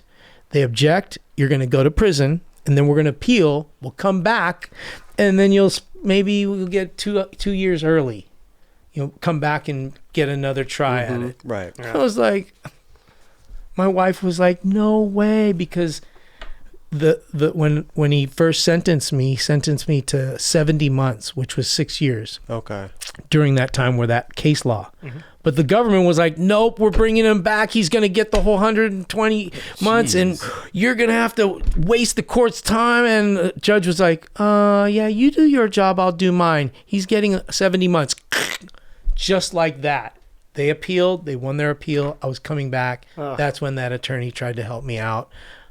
That guy told me to get my attorney to find out about it. And boom, the guy got busted. And because of that guy, I got released early because when we filed the bad faith motion, the government said, fine, we'll give him credit. And once the government gives you credit, it breaks the mandatory minimum. Credit meaning what? What are they crediting? What is this credit? It's like when they say, okay, we're going to give him 3 points downward departure. For your assistance to that bogus attorney in LA, to my attorney. And my wife. Saying, okay, we're going to show up for that guy. See, I had nothing to do with that. Right. But they were helping it pertain to my case. And he was saying it didn't pertain to my case because I'm not doing it. Do you get it? Yeah. But then my attorney was like, it does pertain because he tried to help you out with your case. And so then finally at the very end, he goes, fine, right? I'll give him. But that means that the judge has his hands untied. And he can give me whatever he wants. And so now he brought back out those downward departures, plus the 3 points that the government gave. So on top of it, now it went from 70 months to 57 months. And I was 56 months. And I was already in for 57. Boom. Wow. I was overtime. Overtime. Man. Like, give my month back. Right? Paid time and a half. How's this? My attorney goes like this. Bro, because when they asked him, all right, we're going to give him all these downward departures, and he read the letters from the sheriffs. He goes, for the downward departure of like post-rehabilitation, it has to be extraordinary of things and he goes, let me just read the letters again. He read the sheriff's letters and it was just so powerful how they were on my side. That I have really changed and that they were witnesses for that. He goes, I've never seen a sheriff write a letter on any inmate's behalf. And looked at the DA. And he goes, so I'm submitting this and these are going to be downward departures. And he says, and on top of that, your 3 points, that takes him down to 56 months. I'm giving him, it's 56 to like 60 months or something like that, 60 something. He goes, and I'm giving him 56 months, the bottom end. How do you plead to the DA? The DA was all, I'm thinking he's going to object. He's like, I only want 3 points down. I remember him saying that. Only 3 points. Right? But then the judge gave all those points, 5 extra. He goes, no objection, Your Honor. Wow. And immediately we knew I was getting out of prison. On your side. Yeah. Like it was, I get chills right now thinking about that. I get chills. I mean, literally, I just got chills. And I'm looking, and my attorney was like, Your Honor, can he be released from right here since he's overdue? The judge was all, no. He's like laughing because my judge married me and my wife too as well. Really? Wow. Awesome. Yeah, Wow. in court. That's incredible. So we got married in court. Wow. Like before I even got sentenced. So crazy. yeah, she was 22. I was like 33. Wow. And So before you went to jail, you got married? While I was in jail. Oh, you were in jail. So I okay. was like shackled and really? doing my ceremony Wow. with the judge. And he said the judge never smiled really ever during court, and he was smiling during that time. He goes, I've never seen that. Crazy. So I had a special time. If you're talking about favor in there, and did I ever have it rough, all the way through my sentencing, through the, I was always in the Bible studies where I was kind of like the house chaplain, so to speak. I did Bible studies with the Paisas, the Southsiders, the blacks, the whites, separately, because they couldn't come together yeah. where there would be the Islanders. Islanders hang out with anybody. Oh, really? Yeah, they're like big, gnarly tattoos. They look crazy, but they're like big teddy bears. Okay. But they hang out anywhere because there's a black guy, a Chinese guy, a white guy, and they're all talking pidgin. And you're like, where are you from? Hawaii, brah. You know what I mean? Yeah. Like, you're definitely in the Islanders. Yeah. You know what I mean? Right, It's like so trippy. Filipinos, Portuguese, like, you know, it's like so trippy, and you could feel the aloha spirit even when we were in prison, even though they were obviously criminals. Yeah. You know what I mean? Stuck on drug dealing, whatever, bank robberies, you know, but we were in these Bible studies every day. And then I would be asked, obviously I was famous. Yeah. People were asking me for autographs all the time. In prison? Somebody would come in, right, and they'd be like, hey, guess what? Look over there. That's Christain Hosoi, right? That's crazy. They're like, what? That's not him. They come over. Hey, what's your name? I'm like, here we go. Here we go. Here we go. Watch. I'm like, Christian? They're like, Christian what? I go, Christain Hosoi. He's like, the skater? No way. I'm like, yeah. No way. Say the same thing. And I'd be like, yeah, way. I go, yep. Anybody can get busted, bro. Yeah. And then he's like, what? And then, you know, show him magazines. They're like, Yeah. autographs. They're like, dude. And every time somebody new would come in, it'd be like that. So I got a lot of favor, Wow. you know, and I didn't have to join a gang, you know, because I chose to be a believer. And, you know, but I hung out with the leaders of the gangs Oh. because they were all like skaters. Oh, really? Wow. Oh, yeah. Oh. Oh, yeah. For sure. They were all like gnarly skaters. And it's funny how you know any of them? skateboarding, not from the street, no. No. But I got to know them, and, you know, you become family. You're in a cell for, I'm sure. you know, 6 months to a year together, 60-man cell. You know, it's like you get to know each other. Yeah. You know, you become family. Yeah. Oh. And so it's one of those things where, you know, you have to choose one side or the other, and you can't go back and forth. You'll be called out on it. And so once you choose, you got to stick to your guns. Right. And it wasn't hard for me because I was just like how I am today, how I've always been in skateboarding. What I'm like is what I'm like all the time. I don't change. You know what I mean? I'm just like this. Right. And it's just how I grew up as a kid, to be yourself. Yeah. To not fake it. Don't front. Don't pretend. Don't, you know, lie. Don't cheat. And for me, it's all like respect and honor and loyalty and stuff like that, you know, is your character. And for me, that kind of integrity just kept going, even in prison. You know, it's just the way it is. Yeah. And so it was easy for me to, you know, acclimate and to adapt. And having it, you know, I mean, thank the Lord for skateboarding. Yeah. And that, you know, all the people that were in prison skated. And they knew you. Because it made it almost felt kind of like loved still. Right. You know, even though I was going through a tough time. Yeah. For sure. And then the skateboard community, you know, sending me magazines, writing me letters. I mean, I can say thank you a million times for every one of those letters and magazines, and just, you know, when I got out, the support that I got when I got out, you know, it made the difference. I bet. You know, and so you knew that you still had a family out here, out on the outside. Right? Yeah. And you really find out who your friends are. There you go. Totally. You know what I mean? Because a lot of times when everything's good and you're like on top of the, you know, everybody's yes, and you don't know who's really for you and who's not.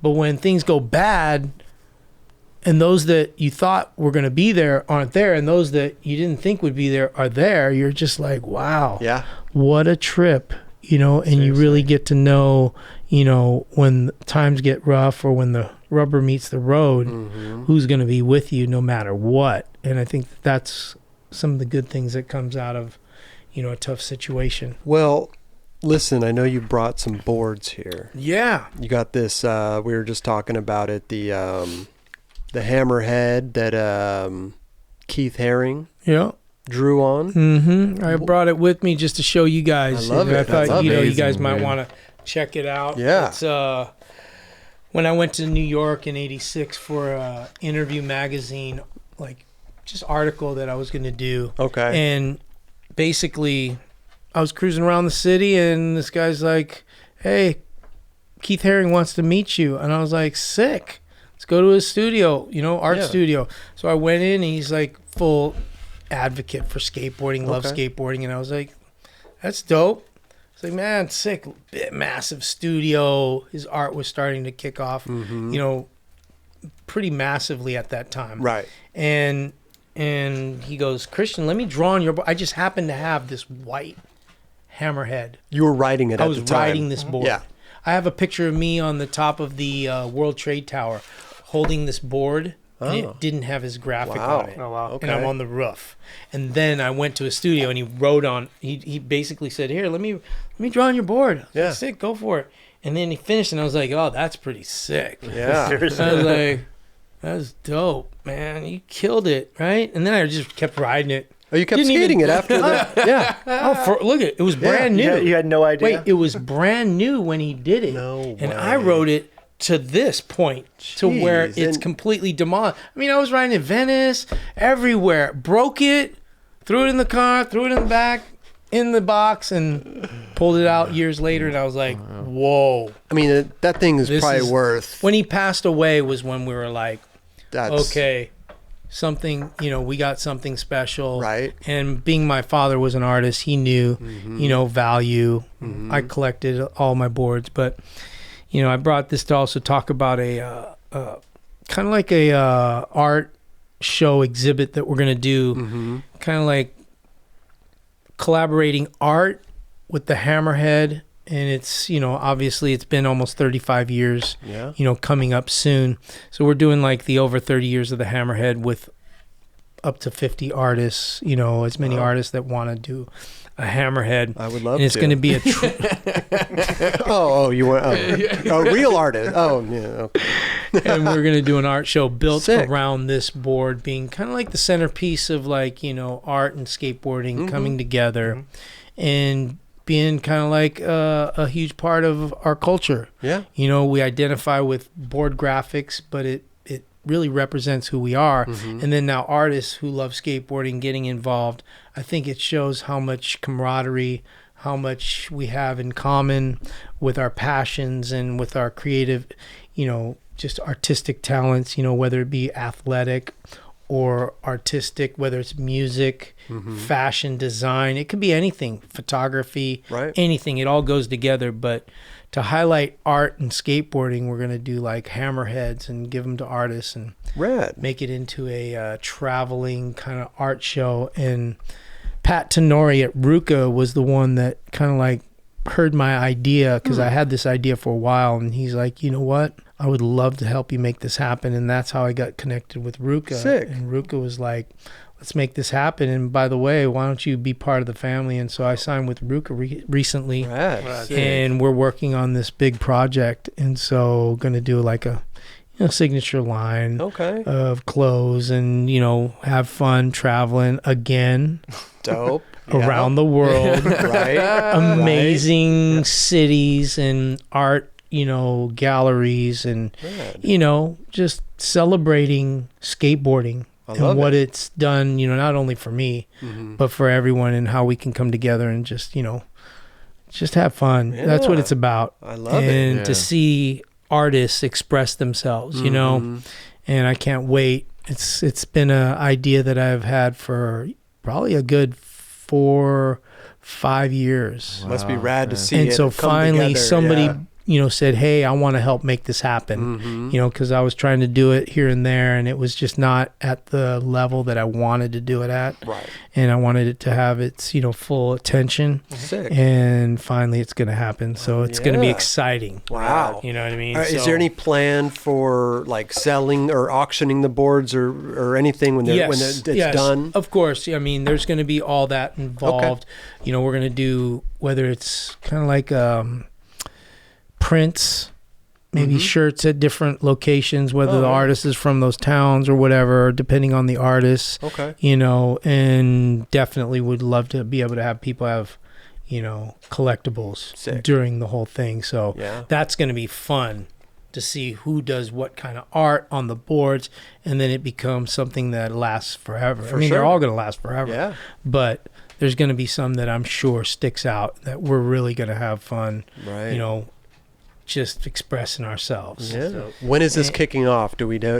Or is it This just trying to year. get it? This year. Yeah. Yeah. 2018, Oh, it's going to happen. sick. I mean, obviously, it's going to be a lot of hard work, but we're going to work hard For sure. this year to get it done so that we can launch it. We wanted to do it beginning of the year because we thought about this, you know, in the midsummer, like right in summer. Right. But we're like, it needs a little bit more time, Yeah. so that we can really make it something It's got to be. special. It's got to be right. Yeah. Yeah. Yeah. Yeah. Well, I hope the So- first stop's in L.A., man. We could all go. Is that So, a yeah. Baskin Robbins sticker?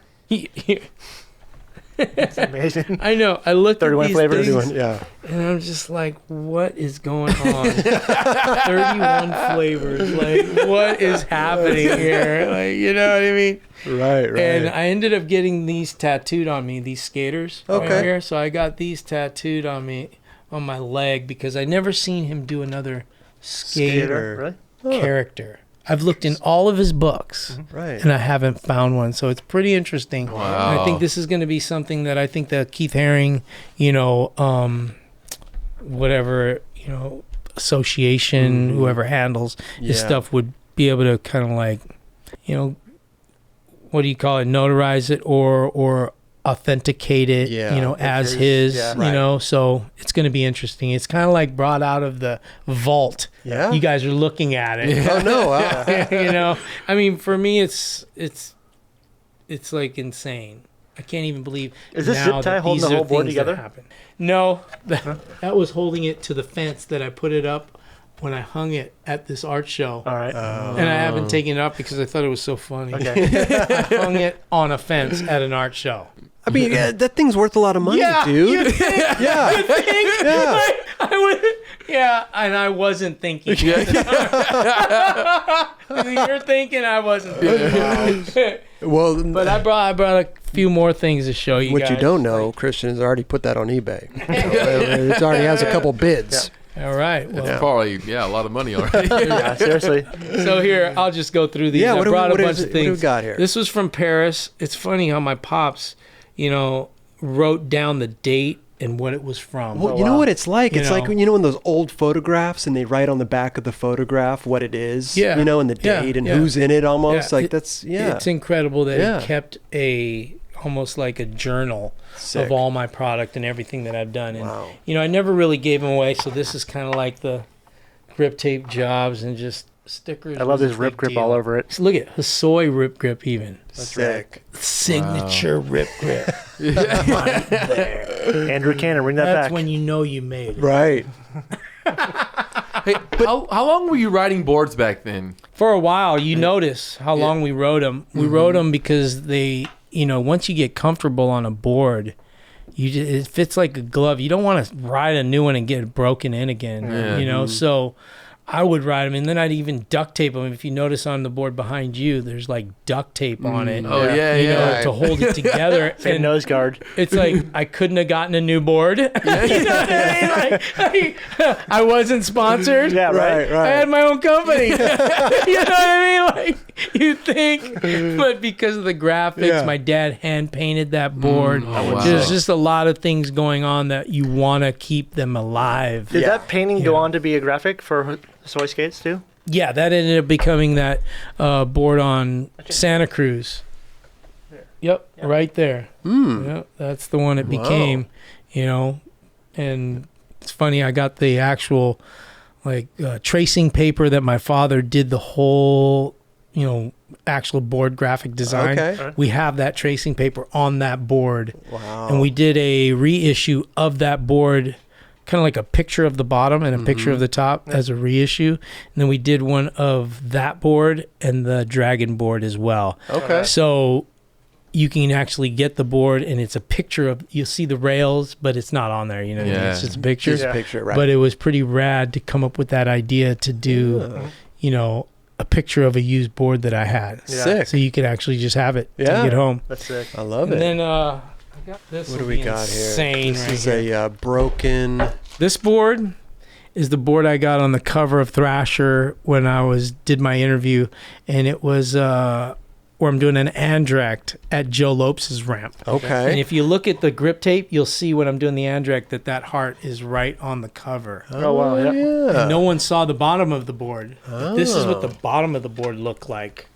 It was like a Paper sticker? It's like a paper that we basically did art on and paper machéed it to the board, basically. Yeah. Like just glued it. So this was a blank board. It was a blank board. You paper machéed. Look at how rough it is. Yeah. Check out the sanding job. It's all hand cut. Like it's all hand cut. That's incredible. All like just kind of like so new.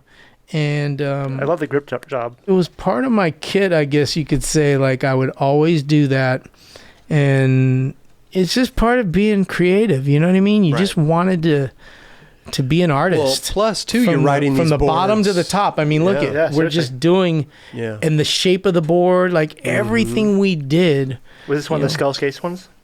No, this was when I was starting Hosoi Skateboards. Oh wow! So this is one of the first boards. Wow! Before I got the Hammerhead, before we screened the 2000 boards. Okay. So this is one of my prized possessions right here. I love it. For sure. And my pop's doing the artwork. Sick. Doing just a silhouette backside air. Well, the rad thing too is like you kept all these old boards. You know, it's like you didn't give them away or sell them or do whatever. Like why were you keeping them? You know, I think there's this artist mentality. Yeah. Growing up in an art home, my father, you know, understanding just archiving things. Just art's value and collecting things of this kind of nature. Did we understand like how far I would go? Right. It was a chance, you know. You never knew. Yeah. I could have quit for whatever reason, but it didn't look like it was going to happen. So we might as well take a chance and keep him, you know what I mean? And I think because of his art history, he understands the value of things like this and how things in time can end up becoming, you know, almost like more valuable and it just becomes a collectible. For sure. And as time went on, you know, my career kept going and you know, whether it be world records or contests or, you know, crazy things that I did that made my legacy what it is. Yeah. I think that him keeping those things, it's almost like now we look back and go, whoa, that's pretty intense. Yeah, right. Who could think about doing something like, well, it took somebody like my father because I wasn't thinking about it. Yeah. No. Like I was like, yeah, killer, save that. Yeah. I knew it was cool.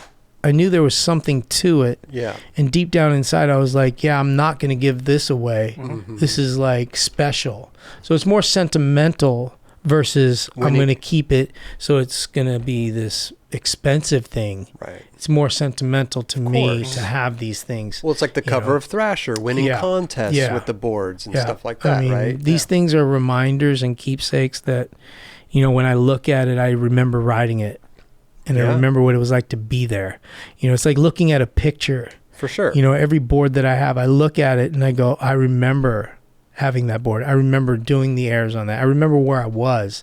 And so those things keep your memory alive, keep your brain, you know, constantly logging and going back and into the files of the memories and your annals of what you think and have done. It's like listening to a song and you hear the song and it brings you back in that time. Yeah. You were slow dancing for first time, all nervous. In junior high. To open arms. Lionel Richie.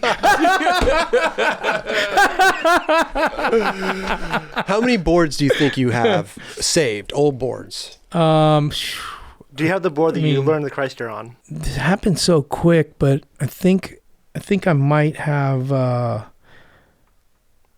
around that time. You know, like the Rocket Air board, I think I gave it to somebody because, you know, I didn't win the contest. You know, I don't think I won the contest, but I invented a maneuver.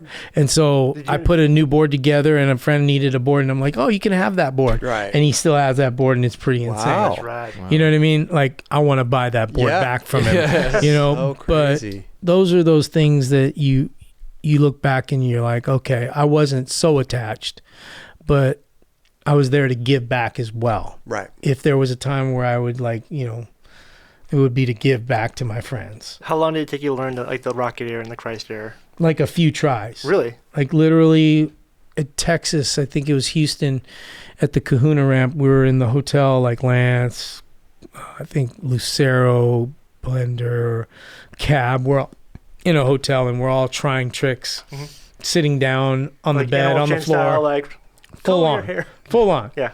And I'm like, 2 feet on the tail, 2 hands on the nose, and like this. And they're like, that's sick. We should try that tomorrow, right? And I'm like, let's try this tomorrow. And then me and Lance, I think Lance was like the only one that tried it. Wow. And I just went up, did a big air. I was doing judos, massive judos, and anti-judos. They call them frigids, right? And leg behind you. I'm like doing it, and then I was like, all right, I'm going to go for it. And I just put 2 feet on the tail, 2 hands on the nose, and I was like, this is easy. I was like, I can't believe it. I'm going to make this. And then like in like 2 or 3 tries, I was like doing them overhead, like wham. I mean, it was crazy. It's one of those things that just kind of just naturally happened, you know, and it flowed. Yeah. Just like the Christ air. Did the anyone Christ else air learn was that like weekend? that too. No. And I don't think people ever even really tried them or did them forever, for a long time. Trying it. I think Gator did a lean air one, you know, and that was about it. I don't think anybody did them. Maybe Cab did them one-handed, 2 feet on the nose. I mean, Hawk would do them for fun, but he wouldn't do it in the contest. You know, so it was kind of like my trick, and no one wanted to do it. Okay. But did you ever have tricks that like you can kind of do, but were afraid to try them in contest? I mean, it was like a lip slide Smith to back Smith grind in my contest run, but at the end of the day, I was like, if I don't do something different of that nature, I'm not going to be in the top 3 spots. You know what I mean? Because now they're doing all these varials, all these different kind of tricks, and I'm like, oh gosh, this is just too much. Gotta pull something out of the bag. Yeah, and it was tail grabs came in and one-footed, and I was like doing them all, but then I was like, you know, I want to do stylish tricks. Right. You know? Benihanas. Yeah, like if you're gonna do a Benihana, you do it across the whole ramp, and you know, have fun doing it.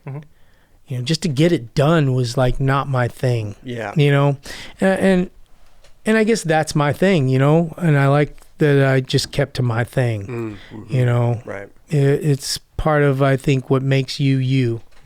You know, and hurricanes like switch. I do a switch hurricane. You know, coming in off my nose like that, kind of like a low-C, almost like a frontside low-C grind, and alley-oop, nose grind, stuff like that, and then I have to do it in the contest. Talk about a hassle. You know what I mean? Like I'd rather do anything air. Like any air you could think of, I'd rather try that. Right. But when it came to like something like that, it was like in a contest, like for fun, no problem. Right. No pressure. I'd make it pretty much all the time. But when it's a contest, it's like just didn't want to you're going slow.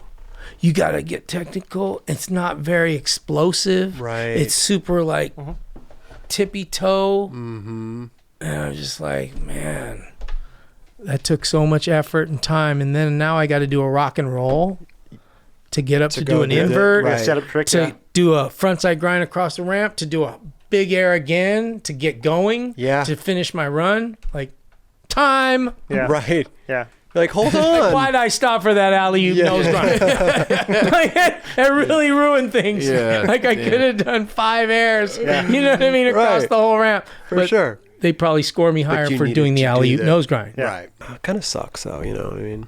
Yeah, some things suck, but you know, I think it tests you. You know what I mean? It does. I think that's where skateboarders need to realize, you know, the progression of the sport, and that's why I love that I'm still skateboarding. I'm still wanting to push my own boundaries, wanting to learn new tricks still, and I'm just a lot wiser with, you know, what I'm, you know, going for and how the process to learn tricks now. I take my time. There's nothing to prove anymore. Where you know, I think that that's the progression of the sport. That I think that if you can understand that, you won't be offended by things changing. For sure. You know, skaters get offended when something else gets cool. Or something new. You know, I could have done the same thing, you know, when it was like getting to technical skateboarding, you know, but that's where, you know, you adjust. You know, you have your fans, and there's fans for, you know, Tony, for me. And I think that was kind of like the cool factor too about skateboarding, that you had your cliques and crews, you had your neighborhoods, your skate parks, you had your ramps, and you did your thing. And I think that that's what, you know, made our, you know, basically the rivalry so kind of like, you know, almost, you know, I don't know any of the rivalries like that in any sports. Like, what other sport has like a rivalry like that other than boxing, right? Boxing was kind of like that. Who was it? Magic and Bird. I was going to say basketball. You know, that was like the, you know, I mean, but think about that. Only those two guys? Who's the other one? I mean, the others are teams. Jordan against everyone. Team. Wait, everyone. That's not a rivalry. Right, you know? So when I think of those kind of things, I really get like kind of in awe over the fact that, you know, we weren't against each other. Me and Tony. Right. It was the fans and the style of, you know, the clash of the two different styles that really, you know, created identities for people. And were you and Tony pretty like, cool with one another? More fun at that time? Like, were you and Tony pretty cool with one another? And we would travel together. We'd be hanging out, staying in the same places. You know, at times, you know, I remember going to a town they wanted me and Tony to do a demo. We'd go and do a demo, and then we'd be at the hotel hanging out. And would you guys ever sit back and just kind of like laugh about the whole rivalry thing? Yeah.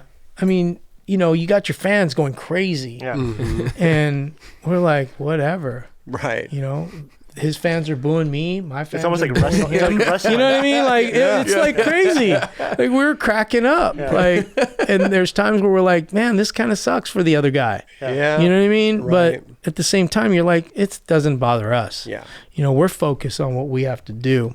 And, you know, it almost made people have a sense of ownership of where they came from, the style they like, the tricks they choose, the companies they ride for, because it was Transworld Tracker, it was Indie Thrasher, you know what I mean? And then those people hung out with those people.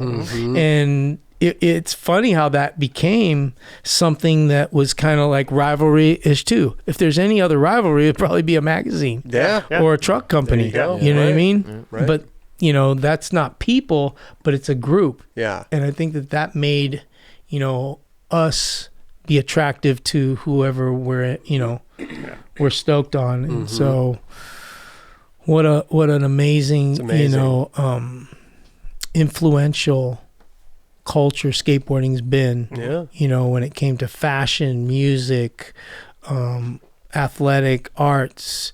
I mean, there's no other sport in this world that has that much influence on all those different areas. Seriously. You know, and, you know, that's something that, you know, I'm very, very stoked about when I talk about, you know, the skateboarding and its, you know, legacy as a whole, being an ambassador for the sport, you know, when I cruise around and talk or do interviews, that there's no other sport or even, you know, lifestyle like it. And everyone is kind of attracted to it because of that reason. For sure. Because of the uniqueness about it. You know, I love musicians and I love, you know, artists and I love, you know, say fashion, you know, designers, but we do all that.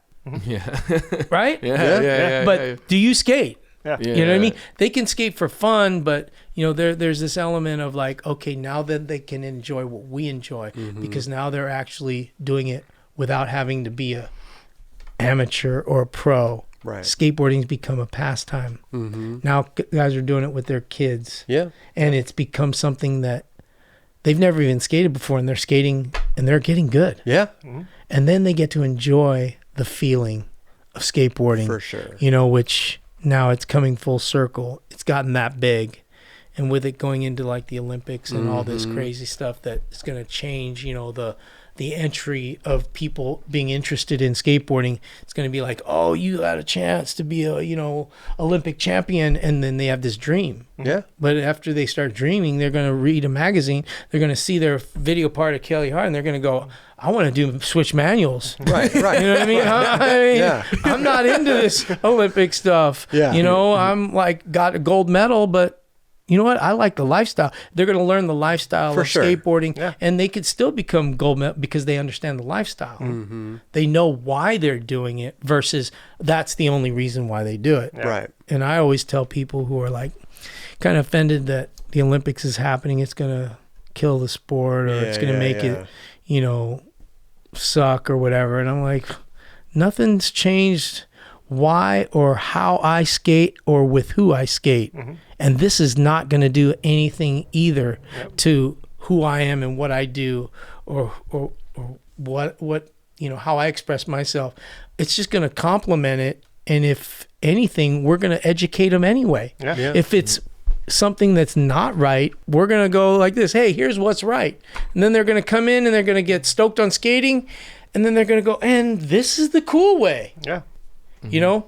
And I'm not saying that Olympics isn't cool. I'm just saying the training process. Sometimes, you know, I'm sure there's going to be countries that are going to make skateboarding more of a training thing and not a lifestyle. So it's going to come in being more abrupt and more unpassionate to why you skate and why we skate. And that's the beauty, the heart and soul of skateboarding.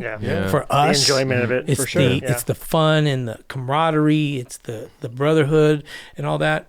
And I think that they're really going to soon find out what that is, because you can't do it and not figure that out. Seriously. Right. You could not speak the language and you could all of a sudden you just feel it.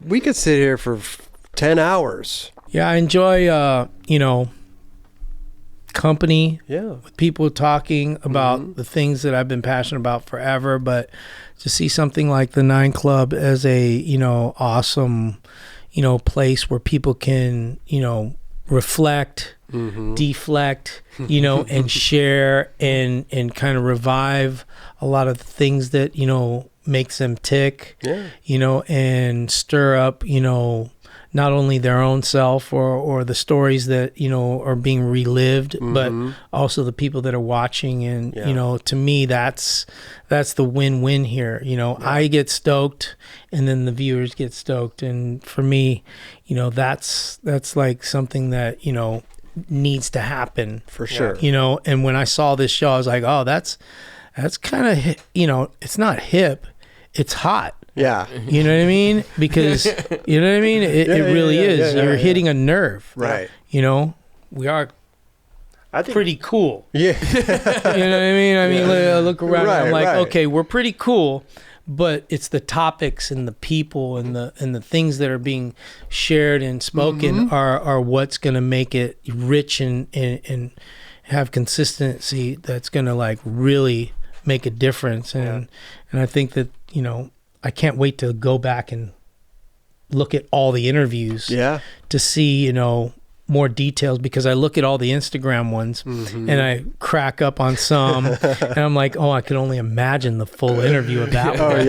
Right? And then, you know, those are the things that, you know, for me, I can't wait to go back and go and check that out. And I'm sure every viewer, you know, hopefully they'll get a kick out of this one. Oh, for sure, dude. For sure. Guaranteed. Come on. Hey, but seriously though, anytime you want to come back, please. I love it, man. I love it. I love it. We'd love to have you back again and again and again. You know what I mean? Be my pleasure. Bring some different boards. You know? Tell us some more stories. Oh, well, I'm getting into street skating, by the way. Yes. I had a street board put together and I had to take it apart because I had to do this filming in Miami.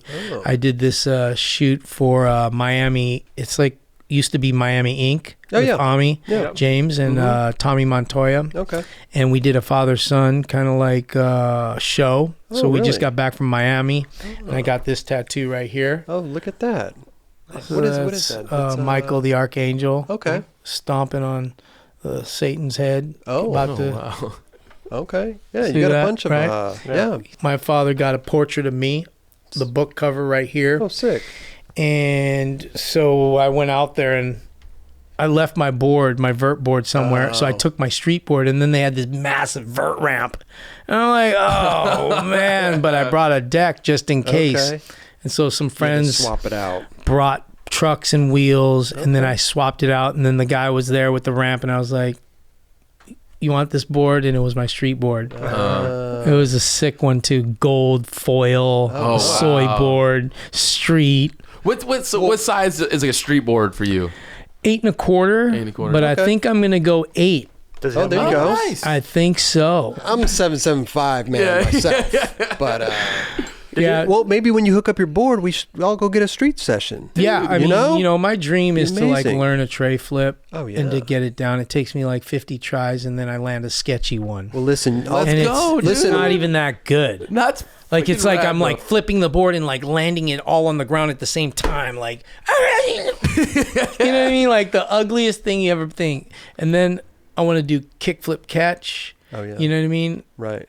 To me, that looks insane. That's like dreamy. Yeah. When I watch skateboarding, I'm just like, and then my son, classic, he's 11, he's like kick flip catch. Yeah. Then my 8-year-old, kick flip catch. I'm like, oh, I'm getting pissed. You gotta get it. You I gotta am get it. pissed. That's a pissed father right there. You know what I mean? Like if they can do it, I better be able to do it. What if I teach you the tray flip and you teach me the Christ air? Deal. Yeah, deal. Oh. Deal. But I taught Jason Lee how to do backside ollies and backside airs on my vert ramp. Really? And he was teaching me tray flips. Oh. That's the better one. Yeah, that's a good person one to learn from right there. Yes. Right? Yes. I could not do it for the life of me. And he's like this. It's easy. Look. Yeah, And I'm it's like, easy. Yeah. Board's over here. I'm over here. I'm like, where's the board going? Right. I'm like, how'd it go that way? And he's like this. He's like this. He's baffled. He's like, yeah, you need practice. Yeah. And he's making his airs, making his ollies. Wow. I'm like, this sucks. This ain't fair. Then donger. Boom. Every time he'd make it. Yeah. And he's like, don't use your front foot. Right. Jason Lee's like, all in the front foot. I'm like, who do I listen Getting to? conflicting Who do I reports. listen to? And I'm pretty sitting funny. here, no front foot. It's just like nowhere to It's be all found. it's all just the way that your body moves. Like I could Yeah. do impossibles really good. Yeah. Like impossibles were easy. You know, front foot impossibles I could do, but not Tray a flip. tray flip. I know. I would say it is in the back foot. Yeah. But if you don't, some people don't Combination have of it. Front foot's guiding it. The back foot's really. Combination. I of thought both? most people do it that way now. Yeah. Yeah, But- Salman Aga Oh, there you helped go. me out the other day Yeah. and helped me with frontside flip, like how to put your Oh, foot sick. for a frontside flip. Yeah. Because I was like nowhere near. I had my foot off the tail on one side of the board trying to frontside. He's like, bro, what are you doing? He's like, move your foot over and the board rebounds back to your foot. And then I did it and I almost made it. Yeah. And I was like, all these kids around here that know how to do it and they're not telling me anything. They're not telling you. Hey, like, what is this, a secret? I feel like there's secrets to every trick. I feel like there's a little secret to every trick. I need to know those secrets. I'll trade secrets for trade. secrets. Oh, we'll trade. right yeah. here, 9 Club. 9 Club for some street action and Hosoi for some training action. All right. Yeah. Done deal. That would be Right. awesome, Done deal. dude. You teach me how to do those back tails on tranny? You do that. I tell you, you'll own one of these boards. Okay. There you go, Chris. Whoa. Yeah, I will like find a killer board for you. Are there any like new generation kids that you're super psyched on these days? Well, I have a team. Mm-hmm. You know, I got a team of girls that are basically, they're mostly tranny, but it's park series and they're skating street as well. You know what I Sick. mean? There's Kihana from Japan, Okay. Karen from Japan. Kihana's like 16. She's turning pro pretty soon here. Oh, So yeah? she's like Sick. getting to be that good. Sick. And she's like does kick flips and all those things like on tranny, Yeah. over spines and everything. Wow. Karen skates vert. She's like 10. Jeez. You know, won the exposure girls 14 and under at like 10, 11 years old. Wow. And so there's Jordan Santana from Houston, Texas. There's Cody Tamanaha from Hawaii. That's a sick team right there, girls, right? Sounds like it. Cody's in the Park Series with Kihana. Oh, no. Jordan is right there, about to get into that. They're 13. And then also I got a girl out in Brazil named Dora Varela. Oh. Who she's going to come in with style, power, grace, and just bring the style aspect of skateboarding into, like, you know, the competitive side, which I think is going to be amazing. And so I've got girls around the world. I know. You know, I love and so it's an interesting time, especially with, you know, the girl culture of skateboarding getting to be like, you know, the Noras and the Lizzies and those girls that are like really setting the bar high on, like, you know, being publicized and getting radical sponsors and huge shoe sponsors and things like this that were never thought to ever happen. But these girls didn't give up. They pushed through those obstacles and boundaries of companies just saying it's a guy's sport. You know, girls aren't going to compliment our company, but now companies like mine are sponsoring girls. Birdhouse is sponsoring girls, and now you're seeing other companies now sponsoring girls. For sure. And it's pretty soon every company is going to have a girl skateboarder. Oh, yeah. And I'm just stoked to be a part of that. I love it. And then my street guys are Taylor Jett. He's out of Texas, Houston, Texas. He has a skate shop called the Brick House or Brick Skate Shop. And he's just this technical, gnarly, stylish skater. He does the triple tray flip like down at Soma. I posted this clip of him doing it a while back. But he's just clean, stylish, and you know, came out here to go for it, but went back to Texas just to skate and go back to his roots. But I'm going to put together a video coming out called Skate Hard 2. Nice. Sick. Hosoi Skate Hard 2 video. So it's going to be a full team video. Skate Hard was the original one you did back in NHS, right? Yeah. Even before that, I think. Really? It was like right around that time, but it was like my own video, Skate Hard. Yeah. Then I got Cody Moore out of Texas. I've street skater. I've seen his footage, I think. Yeah. Yeah, he's good, dude. Yeah, he's cool. Yeah, like for sure. He's got good style, like floats around. Yeah. And kind of techie, right? Yeah, for sure. I was tripping out. He skated a lot of cool spots. Switch. Too. He does a lot of switch stuff. Yeah. Then there's the legend team, right? I got Eddie Elguera. I've got Mickey Alba, Lonnie Hiramoto. Those are my legends that ride for Hosoi. Okay. And we're about to do a collaboration art board project with Danny Minnick. Danny Minnick. So you guys heard it here first. Wow. You know, so we're going to be working on a full-on, you know, collab with him and his artwork for us only. It's going to be a limited, you know, run, basically through an art gallery. Rad. And it's going to be special, you know, because of his, you know, I mean, his career in art is amazing right now. Yeah. And then He's killing it. we're gonna collab together, and we've known each other for a long time. I remember when he was just a little kid, and we, you know, I supported him, and now we're working together, which is kind of cool. Yeah. So that's gonna be probably publicized at the El Gato Classic coming up next month. Palm Springs. In Palm Springs. And so you'll see the boards there. Right. Man, you're a busy dude. Yeah. You got all kinds of stuff going on. Oh, man. It doesn't stop, huh? It's the best thing ever. Love it. I tell you. Yeah. I'm a pastor. Yeah. Out here in the Costa Mesa area. Okay. At the Sanctuary Church. Oh, wow. And I'm the outreach pastor there. So I do a lot of, you know, outreach ministry. I travel around the world, sharing my story, testimony at churches. Okay. And you know, that's another part of my life that, you know, I'm able to just be an inspiration as well in life. You know, as skateboarding is the platform because everybody wants me to skate too. Yeah. It's funny. Come to our church and you got to skate and then share your story. I'm like, man, I got to practice all the time because then there's a lot of people. Right. There's always a lot and they're like me on a ramp. Yeah. You know? with no one there. Yeah.